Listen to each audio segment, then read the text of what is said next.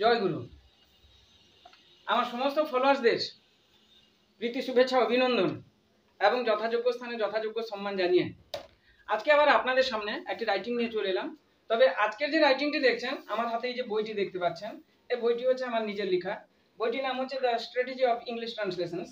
এবার এখানে যে 4000 ট্রান্সলেশনস আছে আর আছে 100 প্যাসেজ ওয়াইজ ট্রান্সলেশনস।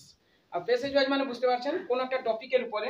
আজকে আমি সেই 100 প্যাসেজ ওয়াইজ ট্রান্সলেশনস যে রয়েছে কোন একটা টপিকের উপরে, সেই টপিক থেকে এখান থেকে একটা আমি গল্প নিয়েছি 9, 10, 11, 12 এর সিলেবাসের উপরে, 5, 6, 7, 8 এরও বলা যায়, কিন্তু একটু মিডিয়ামে রেখে দিয়েছি, না উচ্চ ক্লাস না একেবারে নিচু ক্লাস, সেইভাবে নিয়েছি। তো এখান থেকে আজকে একটা আমরা গল্প, অর্থাৎ বাংলা থেকে ইংলিশ, আমার যে রাইটিংটা চলছে শেখানো, এটা কেবলমাত্র বেঙ্গলি মিডিয়াম স্টুডেন্টসদের জন্য। তো সেই সূত্রে বাংলা থেকে ইংরেজি আমরা কেমনভাবে শিখবো, কেমনভাবে লিখবো, এর আগেও তো অনেক আপলোড দেওয়া হয়েছে। আমার চ্যানেলটাই তো হচ্ছে রাইটিং স্কিলের জন্য। তো সেই সূত্রে আজকে আমার নিজের লেখা এই বই থেকে মোটামুটি আপনাদেরকে একটা রাইটিং শেখাই।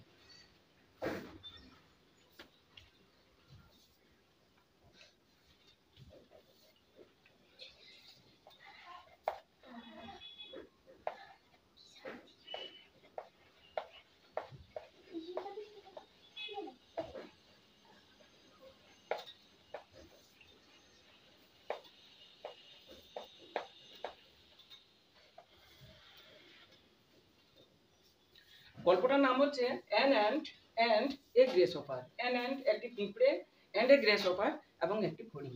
একটি পিঁপড়ে এবং একটি ফড়িংয়ের গল্প। আশা করি বুঝে নিয়েছেন গল্পটা কি হতে চলেছে। অ্যান্ড হচ্ছে পরিশ্রমী, গ্রেসহপার হচ্ছে অলস আর প্রচুর কি বলে অলস, এ পরিশ্রম করতে চায় না। তার মানে ঘটনাটা বুঝতে পারছেন কি গল্প বলতে চাইছি। যাক, কথা বাড়ানো হবে না, গল্প যেহেতু অনেক বড়, তাহলে শুরু করি। তার আগে আপনারা সবাই ভালো থাকুন।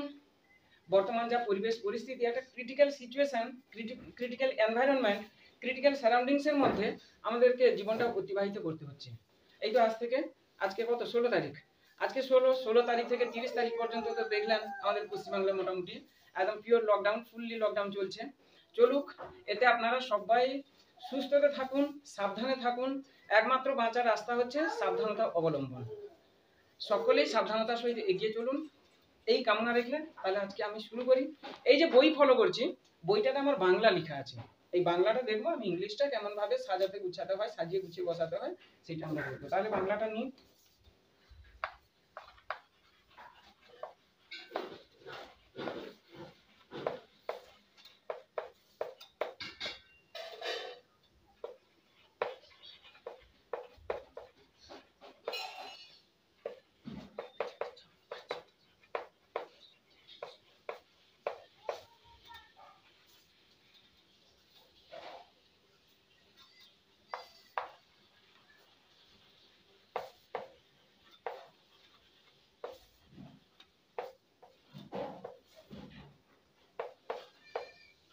দেখুন, কোনো এক সময়ে একটি বনে দুজন প্রতিবেশী পাশাপাশি বাস করত।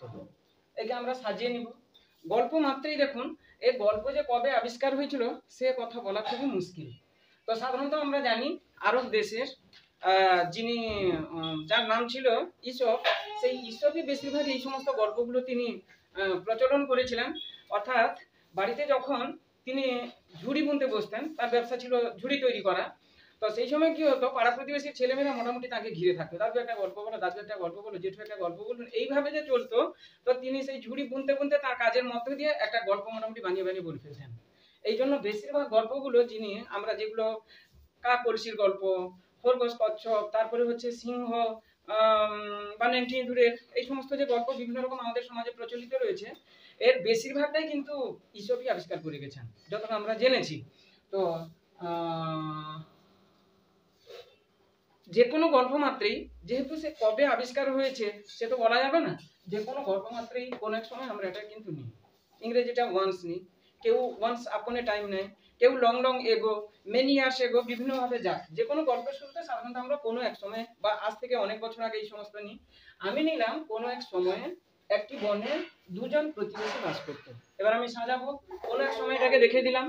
সাবজেক্ট কি করে বের করবো, আগেই আমি বলেছি, কে বা ভার্বকে কে বা কি দিয়ে প্রশ্ন করলে যে উত্তরটা পাওয়া যাবে সেটা হচ্ছে আমাদের সাবজেক্ট। তাহলে আমি কে দিয়ে প্রশ্ন করি, কে কে পাশাপাশি বাস করতো না দুজন, কে একটি বনে দুজন পাশাপাশি বাস করতো, উত্তর আসছে দুজন প্রতিবেশী। কে একটি বনে পাশাপাশি বাস করতো না দুজন প্রতিবেশী। বাংলায় যেমন ভাবটা আমরা একেবারে শেষে রাখি, ইংরেজিতে সাবজেক্টের পরে ভাব নিব, সাবজেক্টটা নিয়ে নিলাম দুজন প্রতিবেশী, শেষে আছে বাস করতো, এটাই হচ্ছে ভাব নিলাম। তাহলে দুজন প্রতিবেশী বাস করতো পাশাপাশি একটি বনে, দুজন প্রতিবেশী বাস করতো পাশাপাশি একটি বনে। এই যে সাজিয়ে নিলাম, বসাতে আমার কোনো প্রবলেম নেই, একটু স্টপ ওভার থাকলে। তো দেখুন কেমন বসাচ্ছি, কোনো এক সময় তাহলে আমি ওয়ান্সও নিতে পারি, ওয়ান্স আপন এ টাইমও নিতে পারি। যুগ বদলেছে, এখন আমরা যে যুগে বাস করছি এখন আর মডার্ন যুগে আমরা নেই, এখন চলে এসেছি আমরা আল্ট্রা মডার্ন এজে। এই আল্ট্রা মডার্ন এজে এখন দেখবেন বর্তমান এই রিসেন্ট সাম্প্রতিক 2-3 বছর 4 বছরের মধ্যে যত সমস্ত বইগুলো বেরোচ্ছে সেগুলোতে দেখবেন once upon a time, long long ago, many years ago, এই সমস্ত আর দেখতে পাওয়া যায় না, শুধু ওয়ান্সই নেওয়া হয়। ওদের যুগে তালে তাল মিলাতে হলে যুগে তালে তাল মিলিয়ে আমাকে চলতে হবে, আমি আর ওয়ান্স আপন এ টাইম নিচ্ছি না, সেম সেটাও যা এটাও তা, কিন্তু আমি নিলাম ওয়ান্স। তো ওয়ান্স এবার হচ্ছে তাহলে কোনো এক সময় ওয়ান্স নিলাম শুধু, এবার হচ্ছে দুজন প্রতিবেশী, দুজন হচ্ছে টু, টু প্রতিবেশী হচ্ছে নেইবার, টু নেইবার। তাহলে কোনো এক সময় ওয়ান্স দুজন প্রতিবেশী টু নেইবার। এই যে আমি নেইবার নিলাম, আমার উত্তরটা ঠিক হলো না, উত্তরটা আমার ভুল হয়ে গেল। কোন জায়গায় ভুল? এই যে টু নিয়েছি, টু মানে দুজন, দুজন মানে দুজনটা কে? প্রতিবেশী। তো প্রতিবেশী এখানে এস যোগ করতে হবে। ইংলিশ মাত্রই আমরা যেমন বলি না দুজন প্রতিবেশী বলি বাংলায়, ইংলিশে কিন্তু প্রতিবেশী গুলি অর্থাৎ এস বা ইয়েস নিতেই হবে যেখানে যেটা প্রয়োজন। তো কোনো এক সময় ওয়ান্স, তাহলে দুজন প্রতিবেশী টু নেইবার্স, এস যোগ করলাম, এটাই হচ্ছে ভাইটাল ব্যাপার এখানকার, টু নেইবার্স। এবার হচ্ছে বাস করতে। দেখুন যে কোনো গল্প মাত্রই হচ্ছে এই যে বললাম কবে যে গল্প আবিষ্কার হয়েছে আমাদের কারো সেগুলো জানা নেই, এক প্রকার মুখ নিঃসৃত গল্প, মুখ নিঃসৃত বাণী যাকে এক কথায় বলতে পারি। তো সেই সূত্রে গল্প মানে আমি বলে দিয়েছি পাস্ট টেন্স, গল্প মাত্রই কিন্তু পাস্ট টেন্স। অতএব বাস করা ইংরেজি, বাস করা হচ্ছে লিভ, তার পাস্ট ফর্ম হচ্ছে লিভড, লিভ, লিভড, লিভড। তাহলে আমি লিভড নিব। তো কোনো এক সময় ওয়ান্স দুজন প্রতিবেশী টু নেইবার্স বাস করতো লিভড, লিভড বাস করতো। সাজিয়েছিলাম দুজন প্রতিবেশী বাস করতো পাশাপাশি, পাশাপাশি পাশাপাশি হচ্ছে সাইড বাই সাইড,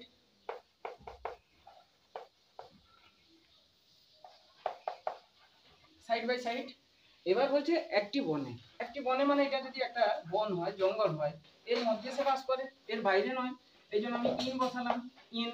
এবার প্রথমবারে বর্ণনা করছি এই জঙ্গলটা সম্পর্কে, বনটার সম্পর্কে আমরা কিছুই জানি না, যেহেতু জানি না কোন জঙ্গলে তারা বাস করে, আমাদের কাছে হচ্ছে ইনডেফিনিট আর্টিকেল অর্থাৎ অজানা, এই জন্য আমরা নিলাম ইন এ, ইনে। এবার বনে আমরা ফরেস্টও নিতে পারি, জঙ্গলও নিতে পারি, আমি জঙ্গল নিলাম। তাহলে two neighbours lived side by side in a জঙ্গল।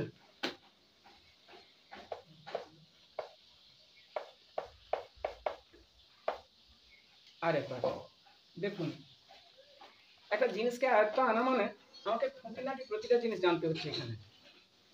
কোনো এক সময়ে একটি বনে দুজন প্রতিবেশী পাশাপাশি বাস করতো, কোনো এক সময় গল্প শুরুতে বললাম এটা নিতেই হয়, আমি নিয়ে নিলাম, রেখে দিলাম। এবার সাজাচ্ছি, দুজন প্রতিবেশী বাস করতো পাশাপাশি একটি বনে, আমি যেমন সাজালাম তেমন বসাবো, দুজন প্রতিবেশী টু নেইবার্স। এস কেন আমি বোঝালাম, কারণ টু আছে, ইংলিশে ওয়ান মানে এস বাই ইয়েস হবে না, একের বেশি মাত্রেই হচ্ছে যদি সেটা গোনা যায় তাহলে এস বাই ইয়েস আমাকে নিতে হবে। তাহলে দুজন প্রতিবেশী টু নেইবার্স, এবার বাস করতে গল্প মাত্রই পাস্ট টেন্স লিভ থেকে লিভড নিলাম। এবার হচ্ছে পাশাপাশি সাইড বাই সাইড, পাশাপাশি সাইড বাই সাইড। এবার বলছে একটি বনে ইন এ জঙ্গল, ইন এ জঙ্গল বা ফরেস্ট যে কোনো একটা।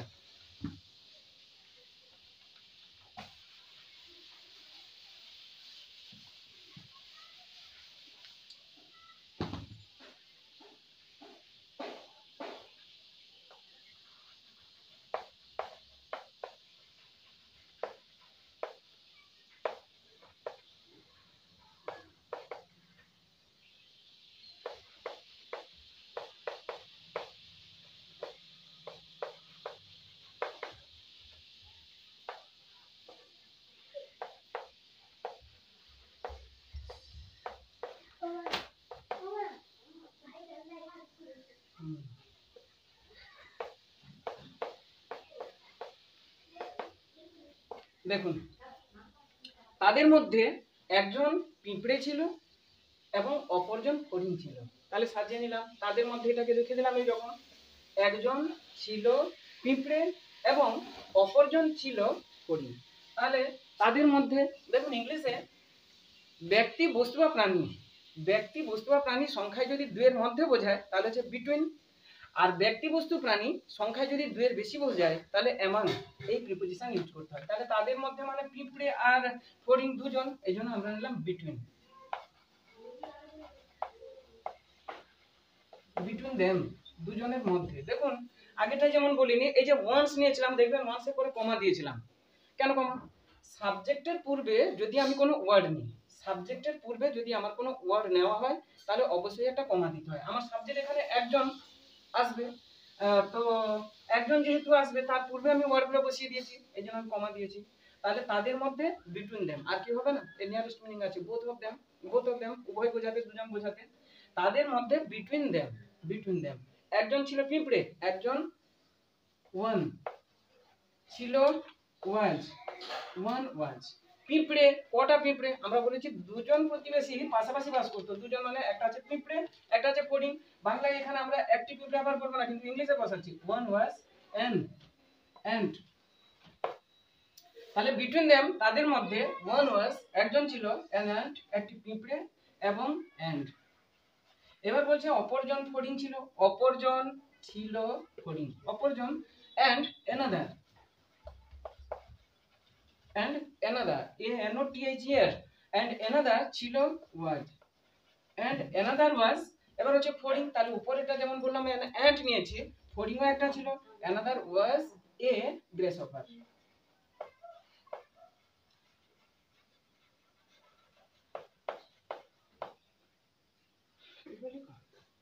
দেখুন তাদের মধ্যে একজন ছিল পিঁপড়ে এবং অপরজন ছিল ফড়িং, তাদের মধ্যে বিটুইন দেম, দুজন বোঝাতে বিটুইন, দুয়ের বেশি বোঝাতে এমন। তাহলে তাদের মধ্যে বিটুইন দেম একজন ছিল ওয়ান ওয়াজ, একজন ছিল ওয়ান ওয়াজ। পিঁপড়ে, কটা পিঁপড়ে? একটা বলা হয়েছে এই জন্য এন নিলাম, ওয়ান ওয়াজ এন্ড অপরজন ছিল ফড়িং, অপরজন এন্ড অ্যানাদার বা আদার, এন্ড অ্যানাদার ছিল ওয়াজ ফড়িং এ গ্রেসহপার, এন্ড অ্যানাদার ওয়াজ এ গ্রেসহপার।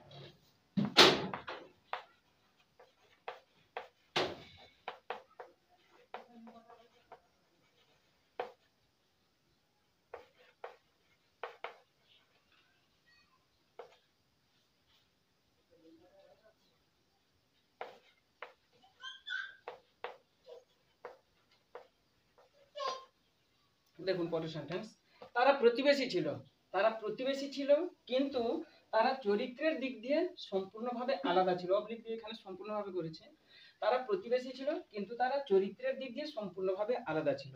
তারা প্রতিবেশী ছিল কিন্তু, তাহলে আমি এটাকে সাজিয়ে নিচ্ছি, তারা ছিল প্রতিবেশী। একটু আগে বললাম কে বা কি দিয়ে প্রশ্ন করলে যে উত্তর আসবে সেটা হচ্ছে সাবজেক্ট, তবে সাধারণত কি দিয়ে প্রশ্ন করতে হয় না, কে দিয়ে 99.9% কে দিয়ে প্রশ্ন করলে সাবজেক্ট চলে আসে।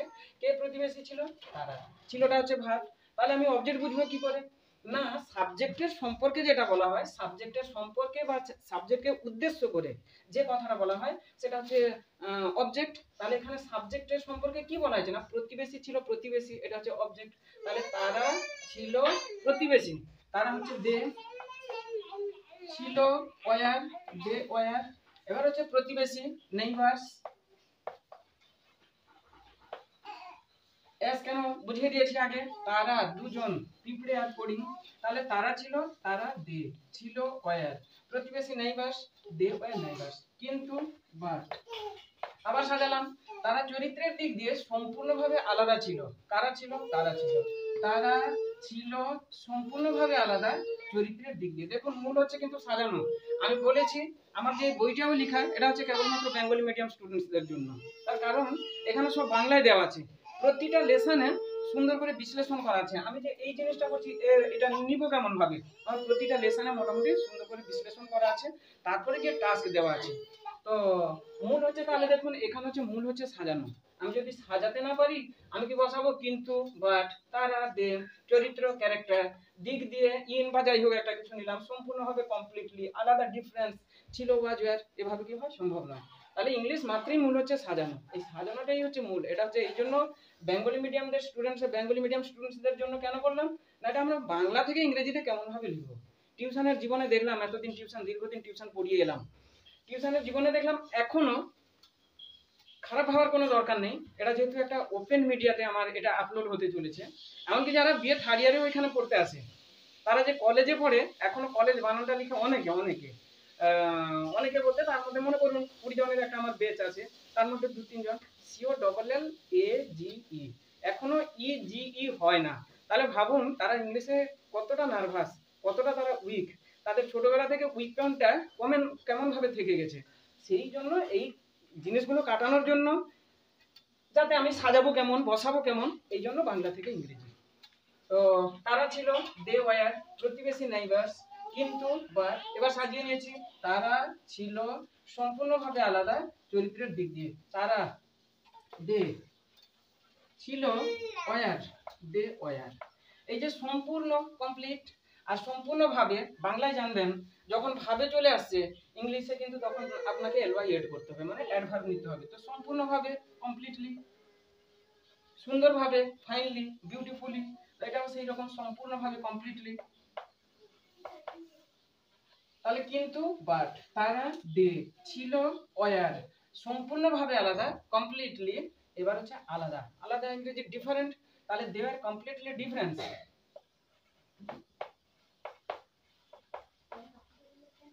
Completely different. এবার চরিত্রের দিক দিয়ে, from their character, from their character,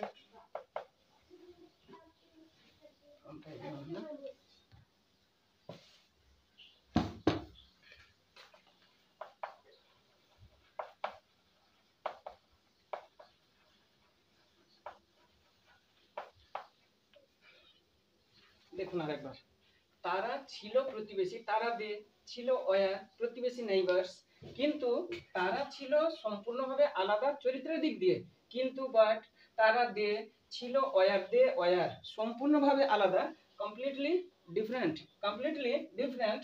এবার হচ্ছে চরিত্রের দিক দিয়ে আমি নিলাম ফ্রম দেয়ার ক্যারেক্টার। দেখুন এই যে আর্টিকেল, আমরা যে প্রিপোজিশন বসাই, প্রিপোজিশন এই যে ফ্রম, যারা দেখছেন এমন জন তো মনে মনে হয়তো ভাবছেন ইন কেন নিল না। দেখুন আমরা যদি প্রিপোজিশন সঠিকভাবে বসাতে যাই তাহলে কিন্তু ইংলিশ সঠিকভাবে শেখা যাবে না, এবং সে অনেক আপনাকে অ্যাপ্রোপ্রিয়েট প্রিপারেশন 5-7 হাজার খানিক মুখস্থ করতে হবে, তখন গিয়ে এই জিনিসটা আপনি ক্লিয়ারলি বসাতে পারবেন। আমার কথা হচ্ছে আমি যে রাইটিংটা লিখছি আমি সেটা বোঝাতে পারছি কিনা, ঠিক হচ্ছে কিনা। 1-19-20 এই যে প্রিপোজিশন, এটাকে ভাববেন না কিছু, এটাকে ভাবতে গেলে এই যে বললাম তাহলে আপনি উত্তর কোনো কিছু নিতে পারবেন না। কত জিনিস আপনারা আমরা জানবো, আমরা শিখবো। দেখুন গেম মানে খেলা, স্পোর্ট মানে খেলা, টুর্নামেন্ট মানে খেলা, আর কি বলবো, প্লে মানে খেলা। এই যে এতগুলো জিনিস আমি কোন জায়গায় বসাবো, আমার ইচ্ছা খুশিতে বসাতে পারি না। গেমস আলাদা, স্পোর্টস আলাদা, বিভিন্ন জায়গায় বিভিন্ন বসা হয়। আমি যেখানে এখানে ভিডিওটা আমার চলছে এটা ঘরের ভিতরে, তো আমরা ঘরটাকে এই যে বাড়িটা এটাকে ইংলিশে কি বলছি, কেউ বলে হাউস, কেউ বলে হোম সাধারণত। তো হোম মানে তার ব্যাপার আলাদা, হাউস, হাউস মানে আলাদা। আমি জলটা নিয়ে আসছি, এই যে নিয়ে আসা ব্রিং, আবার কেউ বলে ফেস। আমার ইচ্ছা খুশিতে আমি একটু ইংলিশ জানি বলে ফেস বসিয়ে দিব, that is next to impossible to put anywhere, যে কোনো স্থানে যে আমি বসিয়ে দিব that is next to impossible. তাহলে আমাকে সঠিকভাবে বসাতে হলে আমাকে সঠিক জানতে হবে। এখন ফেজ মানে ভিতর থেকে আনা, মনে করুন ব্রিং মানে বাইরে থেকে নিয়ে আসা, আমি জানি না, আমি একটা কিন্তু জানি আনা, সে বাইরে থেকে হোক আর সে ভিতর থেকে নিয়ে যাক, ব্রিং মানে আনা, আমি সেটাই বসালাম। তো সেই রকম ব্যাপারটা এখানে যদি আমরা সঠিকভাবে ইনও হবে, they are completely different in their character. তার কথা আমি ফ্রম দেয়ার ক্যারেক্টার কেন, তাদের চরিত্রের দিক থেকে, চরিত্রের দিক থেকে তারা যে যার আলাদা আলাদা ছিল এই সূত্রে। তো এই তাহলে এই যে এত কথা বলছি আবার খারাপ মাইন্ডে নেবেন না, তার কারণ হচ্ছে দেখুন এখানে এই জিনিসগুলোই আমরা সাধারণত ভুল করি, এই জন্যই বলা।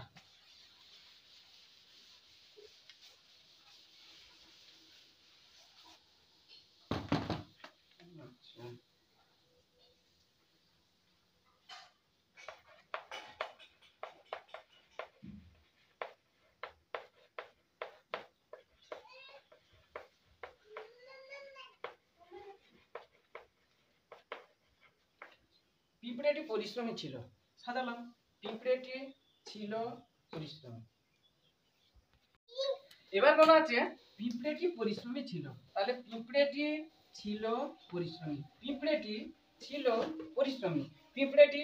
এবার নিব যে টি আছে দা, এবারে যে পিঁপড়ে অ্যান্ট, আবার যেন আন্ট উচ্চারণ না হয়ে যায়, ইয়ার কি করছি খারাপ পারবে না। আন্ট মানে হচ্ছে মাসি পিসি খুড়িমা জেঠিমা কাকিমা কত রকমের আছে ইংলিশে, তো তাহলে এটা উচ্চারণটা হচ্ছে অ্যান্ট। আচ্ছা, পিঁপড়েটি দা অ্যান্ট ছিল ওয়াজ পরিশ্রমী, পরিশ্রমী হচ্ছে হার্ড ওয়ার্কার, আমরা ডিলিজেন্ট নিতে পারি সব থেকে ভালো ইংরেজি, the ant was diligent, the ant was diligent. পিঁপড়েটি পরিশ্রমী ছিল, পিঁপড়েটি ছিল পরিশ্রমী, পিঁপড়েটি দ্য অ্যান্ট ছিল ওয়াজ পরিশ্রমী diligent, the ant was diligent, the ant was diligent বা the ant was hard worker, এমনও নিতে পারি। তাহলে পিঁপড়েটি পরিশ্রমী ছিল। ও যেটা বলা হলো না, এবার দেখুন এই যে দি কেন নিলাম, আগের বারে যখন প্রথমে আমি বর্ণনা করেছি তখন এ বা এন ইনডেফিনিট আর্টিকেল, একটা জিনিসকে একটা টপিকের উপরে আমি যখন লিখছি একদম প্রথমবারে যখন সেটাকে নিচ্ছি সেটা হচ্ছে এ বা এন, আর যখন তারপর থেকে যতবার নিব সে নির্দিষ্ট হয়ে গেছে এই জন্য দি নিব, নির্দিষ্ট বোঝাতে দি বসিয়েছি এই জন্য এক। দুই হচ্ছে এই যে টি আছে, দি মানে হচ্ছে টি টা খানি খানা, এর আগে একটা ভিডিওতে আপনাদেরকে বলেছিলাম যে দি হচ্ছে টি টা খানি খানা, সেটা আবার কেমন, হোটেলে খেতে গেছি রুটি খাবো, আমি বলছি আমাকে একটি রুটি দিন তো, আমাকে দুটি রুটি দুটার আমাকে একটি রুটি দিন তো, আমাকে একটা রুটি দিন তো, আমাকে একখানি রুটি দিন তো, আমাকে একখানা রুটি দিন তো, কোন জায়গায় আমার ভুল হয়ে যাচ্ছে, চারটাই ঠিক, টিটা খানি খানা, আমাকে একটি রুটি দিন মানে একটি রুটি দিবে, আমাকে একটা রুটি দিন মানে সেই একটাই দিবে, আমাকে একখানি রুটি দিন সেই একটাই দিবে, আমাকে একখানি রুটি দিন, একটি একটা একখানি একখানা সেই একই ব্যাপার, পিঁপড়েটি এই জন্য দা নিয়েছি, তাছাড়া আগে বর্ণনা করা হয়েছে বললাম।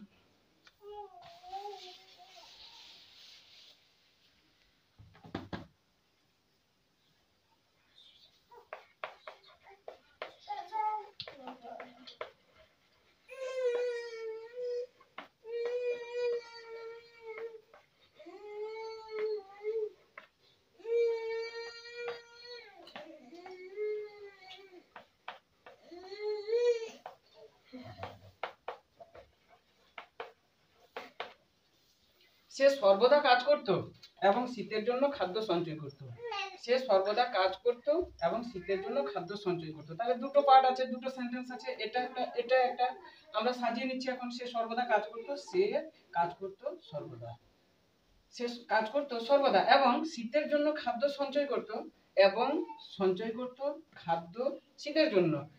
সে হি মানে প্রথম থেকে আসছে, সে সর্বদা কাজ করত, কাজ করা ইংরেজি ওয়ার্ক, তাহলে আমি ফার্স্ট ফর্ম নিব ওয়ার্কড, তাহলে হি ওয়ার্কড,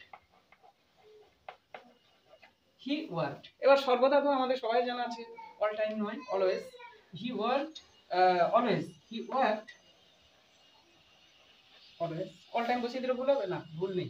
তাহলে সে আমাকে বুঝিয়ে দিতে, আমি যাকে বোঝাচ্ছি যে জিনিসটা লিখছি বোঝাতে পারলে হলো। এই যে বললাম এত সঠিকে যাওয়া, সবকিছু কি আর আমরা জানি, we are not jack of all trades. সে হি কাজ করতো ওয়ার্কড, তাহলে হি ওয়ার্কড, এবার সর্বদা অলওয়েজ, তাহলে he worked always, he always worked, সেটাও নিতে পারি, he worked always, he always worked, সে সর্বদা কাজ করত এবং সঞ্চয় করত খাদ্য শীতের জন্য, এবং সঞ্চয় করত এবং এন্ড সঞ্চয় করতে আমি ভার্ব নিব, সাবজেক্ট করি, যেহেতু আমি বললাম যে দুটো পার্ট হয়ে গেছে, এটা একটা সেন্টেন্স এটা একটা সেন্টেন্স, এই যে প্রথমে হিটা বসিয়েছি এন্ড এর পরে এখানে হি থাকবে, আন্ডারস্টুড অর্থাৎ উজ্জ থাকবে, এটাকে আর এখানে বসাতে হয় না, প্রয়োজন হয় না। এবার মনে করুন আমি বসিয়ে দিলাম, কি ভুল হবে না, ভুল নেই, কিন্তু একটা সেন্টেন্সের মধ্যে একটা ওয়ার্ডকে আমরা দুবার বসিয়ে দিব, যেটা নেওয়া ঠিক নয়। তাহলে হি ওয়ার্কড অলওয়েজ। এবার হচ্ছে সঞ্চয় করতো, সঞ্চয় করা আমরা সবাই জানি, সঞ্চয় করা যেমন ফোনে একটা নাম্বার একজন আমাকে দিল, আমরা কি করি সেটা সঞ্চয় করি, ফোনে সঞ্চয় করি, কি করি তাকে আমরা সেভ করা। আর এমনি সাধারণত জিনিসপত্র সঞ্চয় করা স্টোর বলা হয়, এখানে স্টোর রুম বলা হয়, স্টোর রুম অর্থাৎ যেখানে জিনিসপত্র গোডাউন অর্থাৎ জমিয়ে জমিয়ে রাখা হয়। তো তাহলে আমি সেভ নিলেও এখানে ভুল হবে না, আবার স্টোর নিলেও ভুল হবে না। তাহলে এবং এন্ড সঞ্চয় করতো, আমি নিলাম স্টোর, যেহেতু এটা জিনিসপত্রের ব্যাপার, এক জায়গায় সে আর খাদ্যটাকে সঞ্চয় করে রাখতো, এন্ড স্টোর, সেভও লিখে রাখলাম জাস্ট এমনি, সেভ, তাহলে স্টোর সঞ্চয় করতো খাদ্য, খাদ্য হচ্ছে ফুড, অ্যান্ড স্টোর ফুড। এবার শীতের জন্য ফর উইন্টার, ফর উইন্টার, শীতের জন্য। আরেকবার দেখুন, হ্যাঁ কত সোজা ব্যাপার। সে সর্বদা কাজ করতো, সে কাজ করতো সর্বদা, সে হি কাজ করতো, ওয়ার্কড সর্বদা অলওয়েজ। আমি এমনও নিতে পারি হি অলওয়েজ ওয়ার্কড, তাও কোনো ভুল নেই। এবং অ্যান্ড সঞ্চয় করতো, স্টোর বা সেভড, অ্যান্ড স্টোর খাদ্য, ফুড, অ্যান্ড স্টোর ফুড শীতের জন্য for winter.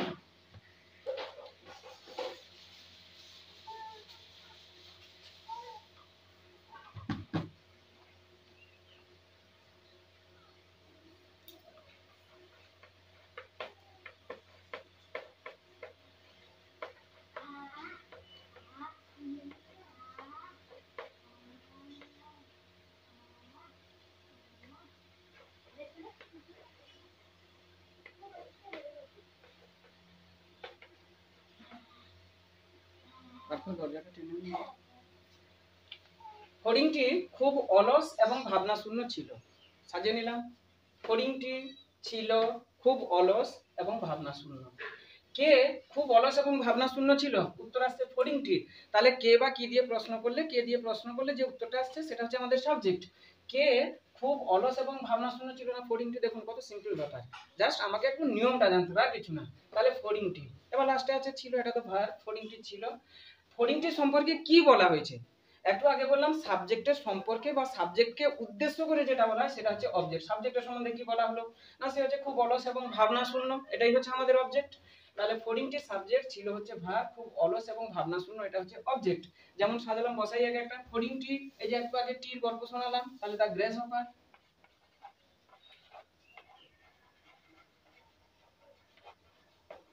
The grasshopper singular number was, the grasshopper was. এবার হচ্ছে খুব, very, the grasshopper was very, very. এবার বলছে অলস, লেজি, আইডল, লেজি নিতে পারি, অলস আইডল নিতে পারি।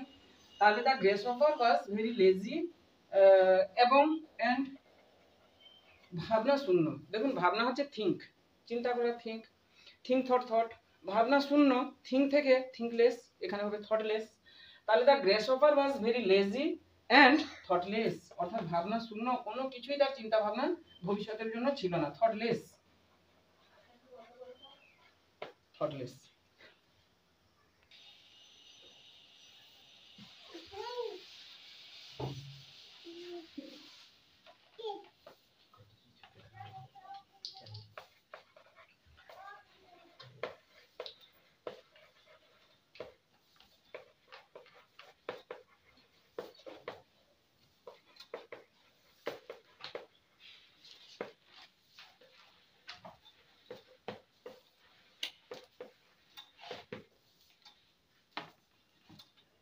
এবার আসছে সে গান এবং নাচ করে নিয়মিত সময় কাটাতো। সে গান এবং নাচ করে নিয়মিত সময় কাটাতো।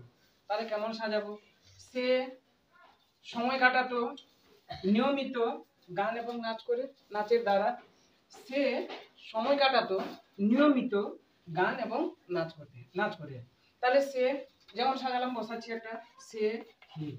এই যে সময় কাটানো ইংরেজি স্পেন্ড, SPEND, স্পেন্ড মানে হচ্ছে সময় কাটানো। তার পাস্ট ফর্ম শেষে ডি কে তুলে টি করব, he spent, he spent, he spent, সে সময় কাটাতো নিয়মিত, রেগুলারলি, নিয়মিত ভাবে। He spent his time, he spent his time নিয়মিত, রেগুলারলি। তাহলে সে কাটাতো হি স্পেন্ট, সময় হিজ টাইম, তার সময়টা কাটাতো, হি স্পেন্ট হিজ টাইম নিয়মিত, রেগুলারলি। এই যে গান এবং নাচ করে মানে গান এবং নাচের দ্বারা, দ্বারা ইংরেজি কি? বাই, বাই মানে দ্বারা, দিয়া, কর্তৃক, গান এবং নাচের দ্বারা, বাই। এই যে বাই বসিয়ে দিয়েছি, গান ইংরেজি কি? সিং। কিন্তু উত্তরটা ভুলে যাচ্ছে কেন? আমি তো ভার্ব নিয়েছি স্পেন্ড, একটা প্রিন্সিপাল ভার্ব নেওয়ার পর আবার একটা প্রিন্সিপাল ভার্ব নিব। একটা সেন্টেন্সে কখনো একের বেশি প্রিন্সিপাল ভার্ব নেওয়া হয় না, কিন্তু আমার প্রয়োজন নিতেই হবে। গানও এটা ভার্ব, এটা আবার নাচ, এটাও ভার্ব, অর্থাৎ প্রিন্সিপাল ভার্ব। তাহলে আমার তিনটা ভার্ব হয়ে যাবে। এইখানে হচ্ছে কায়দা, একে আমাকে পার্টিসিপল করতে হবে, নতুবা ভার্বের পূর্বে টু বসে ইনফিনিটিভ করতে হবে। কারণ ভার্ব কিন্তু একটা সেন্টেন্সে একটাই প্রিন্সিপাল ভার্ব বা মেন ভার্ব থাকে। তাহলে সে কাটাতো হি স্পেন্ট, তার সময় হিজ টাইম। এবার নিয়মিত রেগুলারলি গান এবং নাচ করে মানে গান এবং নাচের দ্বারা, বাই সিঙ্গিং অ্যান্ড নাচা ইংরেজি ডান্স, তাহলে dancing, by singing and dancing, by singing and dancing. আরেকবার দেখুন, সে গান এবং নাচ করে নিয়মিত সময় কাটাতো, সে কাটাতো হি স্পেন্ট, সময় মানে তার সময়, হি স্পেন্ট হিজ টাইম, নিয়মিত ভাবে regularly, he spent his time regularly by singing and dancing, by singing and dancing.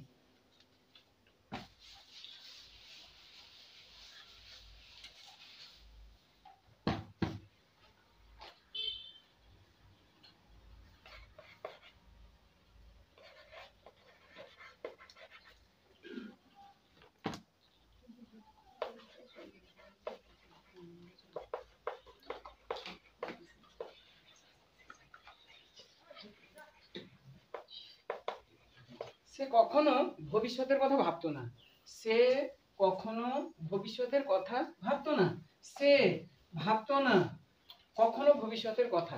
এটা হচ্ছে সাজানো, এইখানে একটু দেখবেন ভালো করে। হ্যাঁ, সে কখনো ভবিষ্যতের কথা ভাবতো না, সে ভাবতো না কখনো ভবিষ্যতের কথা, এটা কিন্তু আসছে। আমি নিব আলাদা রকমের, কেমন দেখুন ইন্টারেস্টিং ম্যাটারটা।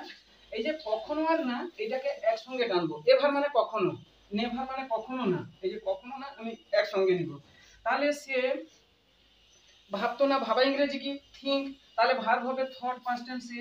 হি, এই যে কখনো না, একে আমি টেনে দিলাম কি হি নেভার। আশা করি বোঝাতে পারলাম। এই যে কখনো যুক্ত না, কখনো না, একসঙ্গে আমি নিলাম নেভার।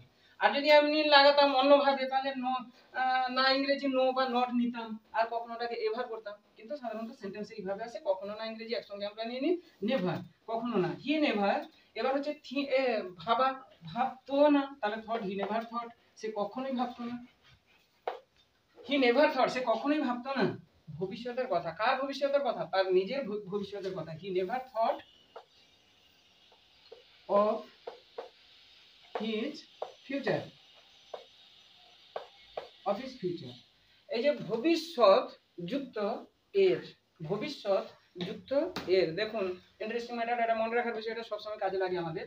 ভবিষ্যৎ যুক্ত এর, র বা এর ইংরেজি হচ্ছে অফ। আমি দশম শ্রেণীর ছাত্র, আমি দশম শ্রেণীর ছাত্র, এই যে শ্রেণীযুক্ত র, শ্রেণীযুক্ত র। I am the student of class 10, I am the student of class, of class মানে ক্লাসের, অর্থাৎ শ্রেণীর, শ্রেণীযুক্ত র। এটা সেরকম ভবিষ্যতের, ভবিষ্যৎ যুক্ত এর, তাহলে র বা এর মানে হচ্ছে অফ। তাহলে সে ভাবতো না, হি নেভার থট, ভবিষ্যতের কথা, of his future. He never thought of his future, সে তার ভবিষ্যতের কথা কখনোই ভাবতো না।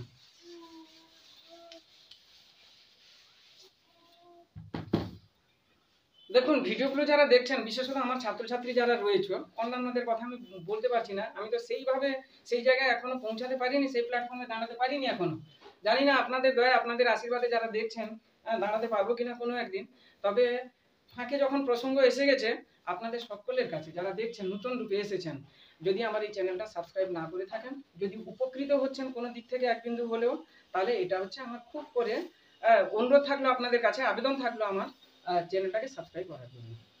আর এটাতে প্রত্যেকদিন 10টার সময় একটা স্টক ওভারের লিস্ট বা স্পোকেন ইংলিশ চেষ্টা করি আপলোড করার, আর বিকেল 4টা থেকে 5টার মধ্যে চেষ্টা করি কোনো রাইটিং ইংলিশের উপরে, মানে আজকে যেটা চলছে এই টাইপের রাইটিং ইংলিশের উপরে কোনো আপলোড দিতে।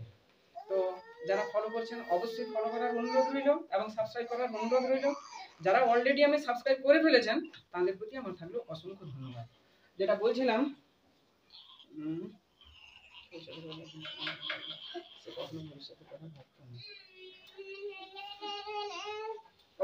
যেটা বলছিলাম, এই যে ভবিষ্যতের কথা বললাম, দেখুন আমার ছাত্রছাত্রী যারা দেখছো বা অন্যান্যরা যারা দেখছেন, আমি কি বললাম যে ভবিষ্যৎ যুক্ত এর, র বা এর মানে হচ্ছে অফ। এই যে জিনিসগুলো আমি যেটা জানতাম না, আমি যেটা নতুন জানলাম, এটা খাতা করলাম, আর খাতার পিছনে আমার টপ মোস্ট যে ইম্পর্টেন্ট জিনিসগুলো বলা হবে, সেই জিনিসগুলো আমি লিখে রাখলাম। আমি মাঝে মাঝে সেগুলোকে দেখতে লাগলাম। আমার অটোমেটিক, দেখুন only practice can make you perfect. আপনি প্র্যাকটিস করবেন না, রিভাইজ করবেন না, অথচ আমার এটা হচ্ছে না, ওটা হচ্ছে না, অর্থাৎ ইংরেজিটা আমি লিখতে পারছি না, how will be it possible? সম্ভবটা কি করে? তাহলে আপনাকে হাড় কঠোর পরিশ্রম করতে হবে, পিঁপড়ের মতন পরিশ্রম করতে হবে।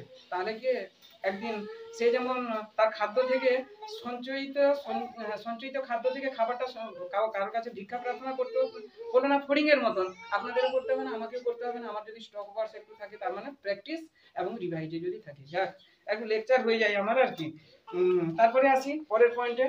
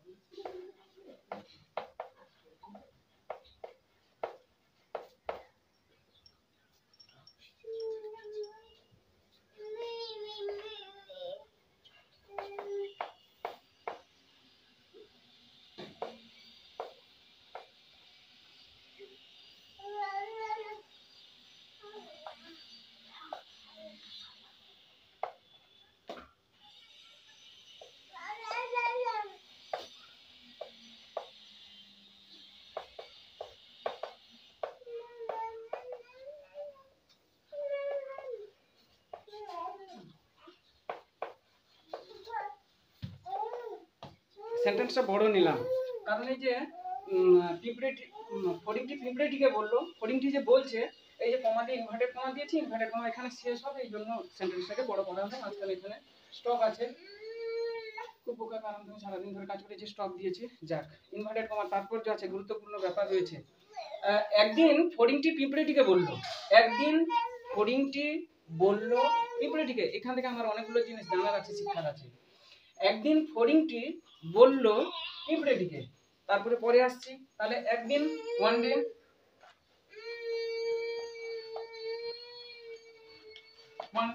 সাবজেক্ট কে আসছে আমার ফড়িংটি, দ্য গ্রেস অফার। যেহেতু সাবজেক্ট দ্য গ্রেস অফার, তার পূর্বে আমি একটা ওয়ার্ড নিয়েছি, এই জন্য এখানে কমা দিলাম। এই কিছু জিনিস আছে যেগুলো আমাদের নিয়মটা মানতে হয়। তো একদিন ওয়ান ডে ফড়িংটি the grace offer,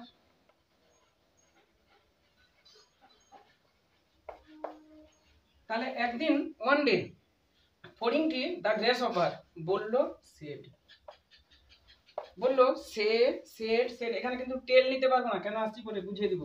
one day the grasshopper said, এবার হচ্ছে পিঁপড়েটিকে, এই যে পিঁপড়েটিকে সেড, এই যে কে এর জন্য নিলাম টু, টির জন্য কি নিব একটু আগে বললাম দি বললাম, টু দা। এবার হচ্ছে পিঁপড়ে এন্ড কমা দিলাম, ইনভার্টেড কমা দিলাম। ও বুড়ি এলো না, তাহলে কমাটা এখানে রাখলাম, ইনভার্টেড কমাটা এদিকে দিচ্ছি। দেখুন, একদিন ওয়ান ডে ফড়িংটি the grasshopper, the grasshopper বললো সেড, এবার পিঁপড়েটিকে টু দ্য এন্ড, কেন হলো শেষে আসবো, টু দ্য এন্ড বললো পিঁপড়েটিকে, কি বললো, তুমি খুবই বোকা কারণ তুমি সারাদিন ধরে কাজ করো, তুমি খুবই বোকা, তুমি হও খুবই বোকা। মনে রাখবেন, ইনভার্টেড কমা মানে বক্তা যে বক্তব্যটা বলেছে সেই বক্তব্যটাকে আমরা সম্পূর্ণ মানে ডিটো টোটো, সে যা বলেছে সেটাই আমরা তুলে ধরেছি। সবসময় মনে রাখার প্রয়োজন, কমা এবং ইনভার্টেড কমার মধ্যে যে অংশটা থাকে, ইংলিশে আমাদের লিখতে গেলে সেটাকে প্রেজেন্ট ফর্মে নিতে হয়। তার মধ্যে কখনো ব্যতিক্রম আছে, কখনো পাস্টে যেতে হয়, কিন্তু সে 0.01% হয় কিনা তাও বলা যাবে না। তো একদিন ওয়ান ডে ফড়িংটি দ্য গ্রেস অফার বললো সেড পিঁপড়েটিকে টু দ্য এন্ড, এবার হচ্ছে তুমি খুবই বোকা, এটা প্রেজেন্ট ফর্ম বললাম, ইনভার্টেড কমার মধ্যে আছে। যেহেতু ইনভার্টেড কমার মধ্যে আছে তুমি খুবই বোকা, এখানে ভার্ব কই, there is no verb, verb is absent here. তো ভার্ব নিব কি করে না, এটাকে আমি জানলাম, এটা হচ্ছে present indefinite tense. Present indefinite টেন্সে সবসময় মোটামুটি ভার্ব যে থাকে বি ভার্বটা কেবলমাত্র উজ্জ থাকে। তুমি খুবই বোকা, তুমি হও খুবই বোকা। আমি শিক্ষক, আমি হই শিক্ষক, আমি হই একজন শিক্ষক। তুমি ছাত্র, তুমি হও ছাত্র, এই যে হওটা উজ্জ আছে। তুমি খুবই বোকা, তুমি হও খুবই বোকা। সাজিয়ে নিলাম, বসাচ্ছি আগে একটা, তুমি ইউ, হও আর, ইউ আর, খুবই ভেরি, ইউ আর ভেরি, এবার হচ্ছে বোকা, ইউ আর ভেরি ফুলিশ।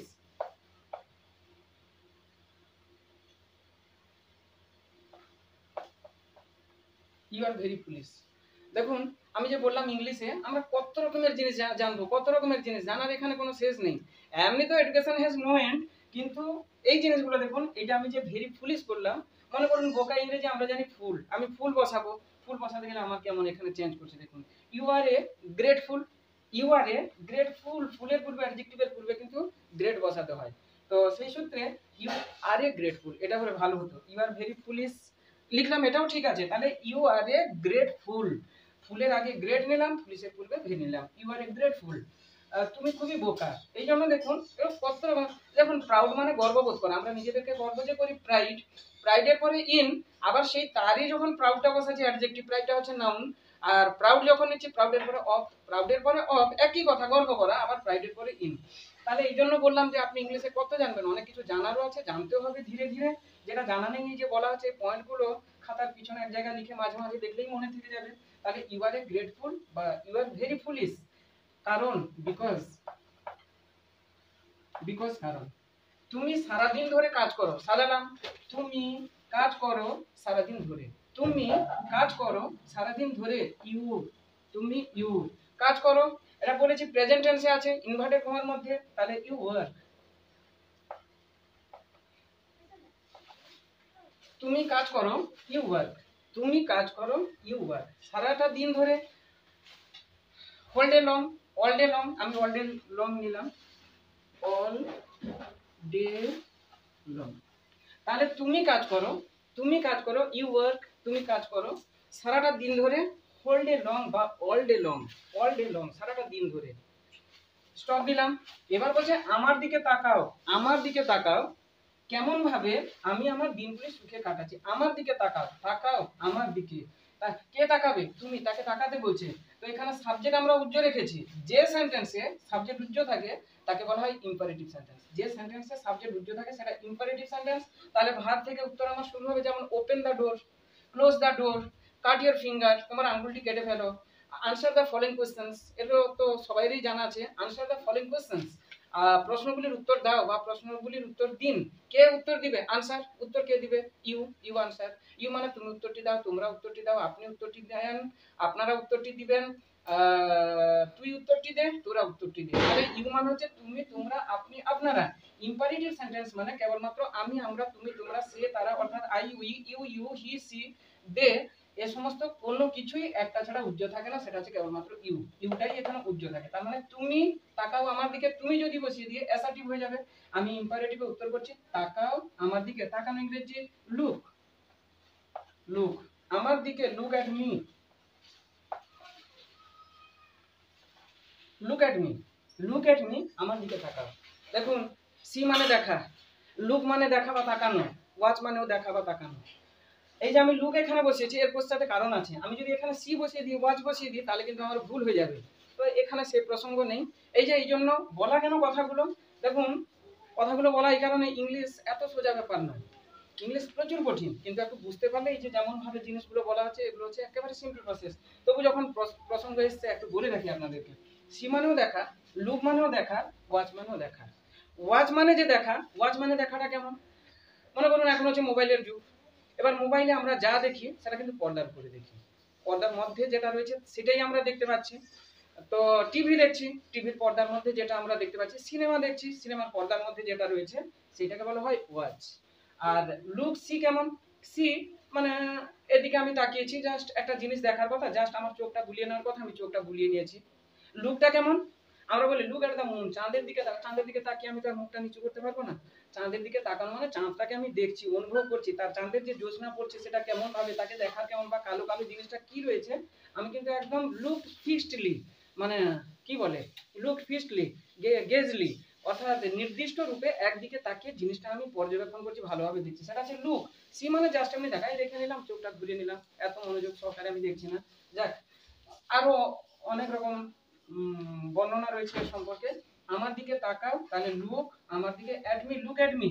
এবার বলছে কেমন ভাবে আমি আমার দিনগুলি সুখে কাটাচ্ছি, সাজালাম, কেমন ভাবে আমি কাটাচ্ছি আমার দিনগুলি সুখে, কেমন ভাবে, হাউ, হাউ আমি কাটাচ্ছি, কাটাচ্ছি, আই,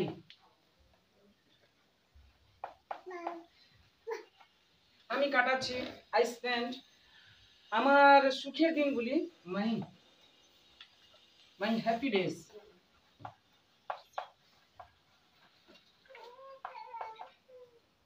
ইনভার্টেড কমা শেষ করলাম, দেখুন মন দিয়ে। হ্যাঁ,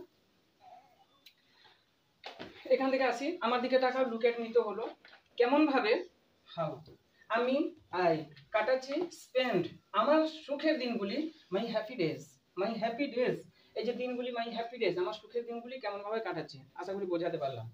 এবার হচ্ছে যে জিনিসটা আপনাদেরকে বলবো বলেছিলাম, এই যে সেডের পরে টু আছে, সেড মানে বলা, টেল মানে বলা, টেল থেকে টেল, টোল্ড, টোল্ড আমি নিলাম টোল্ড, টোল্ড হবে না, কেন হবে না, টোল্ড আমি নিলাম না, কেন নিলাম না, টোল্ড হবে না, এই কারণে যখন কমা দিয়ে ইনভার্টেড কমার মধ্যে আমরা কোনো অংশ রাখি, অর্থাৎ যখন নেরেশন করতে যাই, মানে ডাইরেক্ট নেরেশনে, এটা উত্তরটা হচ্ছে আমার ডিরেক্ট নেরেশনে, ডাইরেক্ট ডিরেক্ট দুটো আপনাদের সামনে বলে ফেললাম। দেখুন, একটা জিনিস জানতে গেলে বলতে গেলে অনেক কথা চলে আসে, খারাপ ভাবার তো কোনো দরকার নেই, এখানে তো আমি কোনো গল্প করছি না, অপ্রাসঙ্গিক কোনো কথাও বলছি না। তো ডাইরেক্ট ডিরেক্ট এটাও একটু বলে রাখি। একটু আগে যে বললাম যুগের তালে তালে আমরা কত কি জিনিস হারিয়ে ফেলছি, কত কি জিনিস আমরা নিত্য নতুন রূপে আবার শিখছি।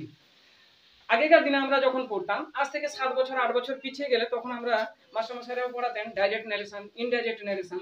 এখনকার দিনে আমিও যে টিউশন পড়াই, আমিও উচ্চারণ করি ডিরেক্ট ইনডিরেক্ট। এবার বলবেন কেন, যুগের তালে এটা হয়ে গেছে। আগে আমরা বলতাম ও বেড়াতে গিয়ে কি এনজয় করলাম, টু মাচ এনজয়। এখন আর এনজয় বলেন না, এখন বলে এনজয়। গেল, তাহলে আমাদেরকেও সেটা বলতে হবে, যুগের তালে যখন যেটা এসছে আমাকে সেটাকে আঁকড়ে ধরে থাকতে হবে, না হলে আমি কিন্তু যুগের সঙ্গে মিলে চলতে পারবো না, তাল মিলিয়ে চলতে পারবো না। আমরা আগে বলতাম আজকে চল পাশের গ্রামে, সে অমুক গ্রামে ফুটবলের ফাইনাল খেলা হবে, এখন ফাইনাল বলি আমরা, এখন বলি ফিনালে, গ্র্যান্ড ফিনালে। তো এইরকম আগে আমরা বলতাম যে পড়তাম অ্যাটিটিউড বলতাম সাধারণত, এখন দেখবেন টিভিতে এগুলো সাধারণত আমরা জাজেসরা যে থাকেন বা অন্যান্যরা তাদের কাছ থেকে শোনা, বা যারা স্পোকেন ইংলিশে কথা বলেন, আমরা যদি সেরকম খবর দেখি, আমরা বলতাম অ্যাটিটিউড, এখন কি বলা হয়, অ্যাটিটিউড, অ্যাটিটিউড। তো ব্যাপার হচ্ছে যুগের তালে তালে যা কিছু আসছে, কিছু করা নেই, আমাদেরকে সেগুলো ধরে রাখতে হবে, সেগুলো শিখতে হবে। তো আমি এই জন্য ডাইরেক্টও বলে ফেলেছি, ডাইরেক্টও ঠিক আছে, আবার ডিরেক্টও ঠিক আছে। তো আমরা যখন ডাইরেক্ট নেরেশন করব, সেটের পরে সবসময় কিন্তু টু, সবসময় সেটের পরে টু, ডাইরেক্ট নেরেশন। কিন্তু এটা যখন আমার ইনডাইরেক্টে উত্তর হতো, তাহলে হতো the grasshopper told the ant, মানে set plus to is equal to told, set plus to is equal to told, কিন্তু সেট থাকা মানে সেটের পরে টু নিতে হবে। তাহলে আমি টু নিয়েছি। এবার ডি কেন না, নির্দিষ্ট পিঁপড়ে টিকে বলা হয়েছে, যে পিঁপড়ের কথা প্রথমে উল্লেখ করা হয়েছিল সেই পিঁপড়ে, এই জন্য কি সেট টু দ্য এন্ড।